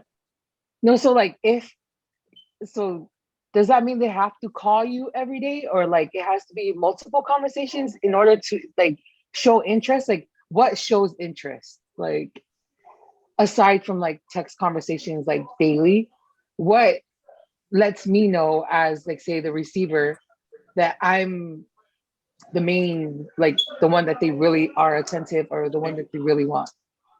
Pushing forward to try to meet up with you. They will meet up with you. Okay, yeah, but say like they are like all of that, but still like, what if they're doing that with other girls too? For me personally, there's two things you know that a man is serious about you. A man that's willing to give you his time. You know, so but the hard thing about that, because sometimes time is not an indicator of a man's interest, because it depends on what type of man he is. Because if he's a bum, he has all the time in the world, right? So he's not giving you his valuable time. He's just giving you time that he just has, he has to give, but it's not his valuable time. But then if you meet with a guy that's very ambitious and goal oriented, he may not have all the time he can give you, but he'll give you limited time. So sometimes a lot of ladies they'll conflate it, and they think, oh, this guy that's a bum is giving me all his time. He must be like me the most, but they don't realize he has nothing going on with it. It's like of course he has all the time to give you, but the guy that you need in your life, he may not have all the time because he's working, he has ambitious goals, but he gives you limited time. So it's just for you to number one understand what type of man he is. Does he have a lot of time? Or does he have a goal with his life, or is he a bum? Because if he's a bum, he has no plan for his life. He's giving all his time. That doesn't mean anything. So I'll go back to what it is. If a guy is willing to give you valuable time that that's important to him, but he makes time for you, that's that's a good indicator that that he's serious about you. And then the second thing is he would care about to know you on a very intimate level. So if he's not getting if you guys are not getting closer intimately, emotionally, because like I told you guys before, a lot of men, masculine men, we crave your emotion. We crave that vulnerability from you. We want that from you. We want that sexuality from you. So if he's not even getting close to your sexuality and not making any effort to get close to you so he can feel that from you, then for me, that's two ways to know that he's wasting your time. Because for me, I'm very busy myself, but I would make time. I would go out my way to make time for you. And I want to know how you feel emotionally about me. I don't care about text. Anybody can text. I can't feel that emotion from a text. You know, a phone call, you know, anybody can say the right things on a phone call. I need to see it from you. I need to see that from your face, from your words, to see that, okay, I can feel that she does care, and this is something that's serious, and that's somebody I want to invest my time. So that's why I don't waste time with the texting and the calling. And yeah, if a guy, like I said, if a guy really want, like I said, we're natural hunters and pursuers. Like if we like guys, like we want something, like we go our way and get it. You know, that's why if you call us, like give us a 2 a.m. booty call, you know, we in there. We're gonna go. We're gonna go out. We're gonna go out our ways. Like a guy that's very serious about you will go out his way to make sure that he be with you. So that's why, like, you know, the texting thing. That's not a lot of girls and a lot of guys fall victim to that. But it's just that's not a good indicator because he can be texting multiple people. Natasha, you look pressed. You look really pressed, like I'm at the texting processing, thing. and I think I have a question. What's the question? So okay, so you talk about how like men are hunters or like whatever, but what about like? So I've experienced guys who it's like they don't know how to like express their interest, but then there's these like subliminal like hints or indicators that I'm supposed to catch. Like, how does that? Well, that comes down to like his masculinity. So some guys are not very masculine, so like they're more feminine. So if they're very feminine, they're not confident. So That makes so much sense. I am striking out. I need a new pool of fish. So if you're talking to a very masculine guy, like, we're not gonna shy away from telling. I'm really direct. If I like you, I'm gonna tell you straight up. I like you. I want to spend time with you. Can we make this happen? Like, I'm not wasting time. You know, I'm very confident in myself. But some guys are like, they're not confident in themselves. So that makes sense. They give us subliminal messages because they don't want to be rejected. That makes sense too. What about you, Soli? Like, if you really like a girl, Soli, like, are you gonna make it clear with her, or do you like leave? I've made it clear. Like usually, that's what I'll do, right? Like if I like a girl, I'd let her know. I was like, hey, I find you really attractive. Yeah. Maybe if you're free or you're down, we can go get something to eat, or I can buy you a drink, depending on where we're at. But then I would see some of my cousins, some of my guy cousins, when I have them with me at shows, because I don't like going to my shows alone. Even when they're with the band, they'll be like, oh man, I've been trying to talk to this girl all night. She hasn't noticed me. I was like, well, did you go up and talk to her yet? No, I never did, but I tried to, but I went and bought this extra drink just in case. I was like, don't hold on to the drink, bro. Go up to her and give it to her. What are you doing? Don't sit there and wait and hope and wish that she'll read your mind and know that you like her. And I've learned. I mean, ladies, I don't know if I've learned based on personal experience that women appreciate a man that talks to her directly. Big facts, 100%. So you guys love that. Yeah, man. Love that, 500%. Right? Yeah. Yeah. Like you guys would prefer that if he just comes up to you and just asks you out directly and very confident.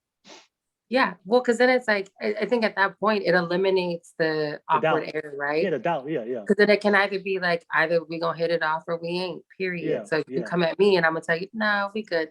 Then we both know now. Yeah. I'm gonna avoid you, and you're probably gonna avoid me. Yeah. But the night moves on, so you know. Oh, you happen to like him, then it's nice. Then it wins. Everybody wins. Yeah, everybody wins. You know, because I do know a lot of guys will meet you in public, but then they won't say anything, but they'll send you a DM later. Or if you guys have it happened to you. Hey, or you get like a follow, and I'm like, Yeah. so then you click on it and you open it, you're like, oh hell no. Hey, I saw you yesterday. Right. Or you get the was that you? I'm not sure if that was you, but I just thought I would follow you just in case. Like, nah, man, you knew that was like, stop it. I know. So yeah, guys. Any last questions? No. All right. Nah. So I guess in closing, guys. So I guess if you guys are still watching, anybody that's still watching, right? Thank you guys for tuning in. Thank you for watching and listening to all our beautiful questions and our beautiful guests on here. And I hope you guys took something from this. It was fun. It was a conversation. Yes. Conversation was fun. Natasha, you didn't hold back. I like that. I'm not one. Nobody's mad at each other. We're friends. We're all friends. Yes. Yes. Yes. We're all friends. Yeah, but I guess in closing, I'll just ask everybody, the last question is, what did you guys think of the podcast? What was your experience? And what did you take away from today's session? I just wanted to ask you guys that question. So I'll start with Soli. Soli, what was your experience with this podcast and what did you take away from it? The podcast was pretty fun, man. Didn't know what to expect, but I'm happy I decided to say yes in doing it. As far as something I took out of it, I just realized that there's like actually that like handful of women do exist, right? The ones that actually need something more than just the paycheck. Malo Natasha. Yeah. And Lote. But yeah, that's my say on that. Thanks for having me on. No, thank you, Soli. We really appreciate it. Natasha, what you think about the podcast and what you take away from it? I thought it was great. I'm always excited to meet new people and to learn other perspectives because I know that I'm not a know-all end-all. My takeaway from tonight is to be bold in my pursuits, and if there's someone that I take interest in, not to be afraid to like shoot my shot because sometimes that's what it takes, but also that I need to be just to continue to be evolving and maintain an open mind because that makes the world a better place. So yeah. Thank you. All right. And all right, and then we're done for today. Thanks to everyone for coming. Yes. Oh, now we know how you really feel. Just kidding. Okay, thanks everybody for coming. Thanks for tuning in. No, I'm just kidding. Okay. I'm trying to be at your party though. Is really what's happening here. I know. I think everybody's done now because they're tired of waiting on me. No, but I feel like so I appreciate this opportunity, Will. So thank you. And my biggest takeaway from this is that I need to tone down my masculine energy and just, well, not really lower my standards, but just be more open-minded. And I just realized that I do have a lot of things that I need to work on for myself. And so I need to do that before I even say yes to a relationship or to messing up somebody else's life. No way. No, But yeah. What is that water? Oh, it is water. It is. I thought it was thank goodness. a candle. I was like, yo. Everybody like, at my show. was it really that bad? Right. That was good. That was good. We actually had some really good reciprocated conversations today. Except Soli, limited participation from Soli. Hey, I participated. I just didn't throw out that many questions. Will's takeaway is he's not gonna have two alpha energies. Female alpha energies. No, I love it. I just want to say thank you guys for being on this podcast. And I think it's a beautiful thing for all of us to share because I think one of the biggest struggles with a lot of people, we're just unaware of what we're giving out to other people based on who we are, and also what the expectation is from the other person.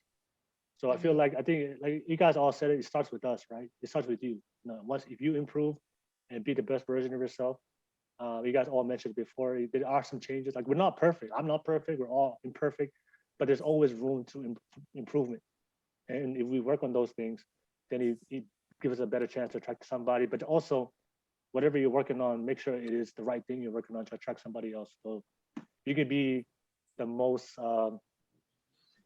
alpha woman you are, or most masculine woman you are, but if you are working on that but not working on the masculine energy, that can, I would say, they can stop you from attracting somebody.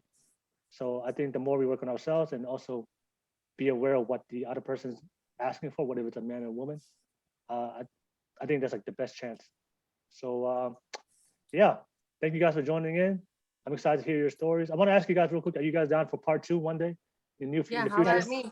Oh yeah. You know, part 2, and then we'll get to update everybody's status of married, single next time. I'm gonna pull a Soli and show up with a ring on my fingers. So. That's the first question I asked you Hey. guys in part 2. Like, anybody here married? Anybody here in a relationship? Or we still single? Does anyone still suck at life? No, you kill it in Anyone- life. anyone Relationship pregnant? wise. Just kidding. Thank you. Thank you. Anybody had sex and we got kids?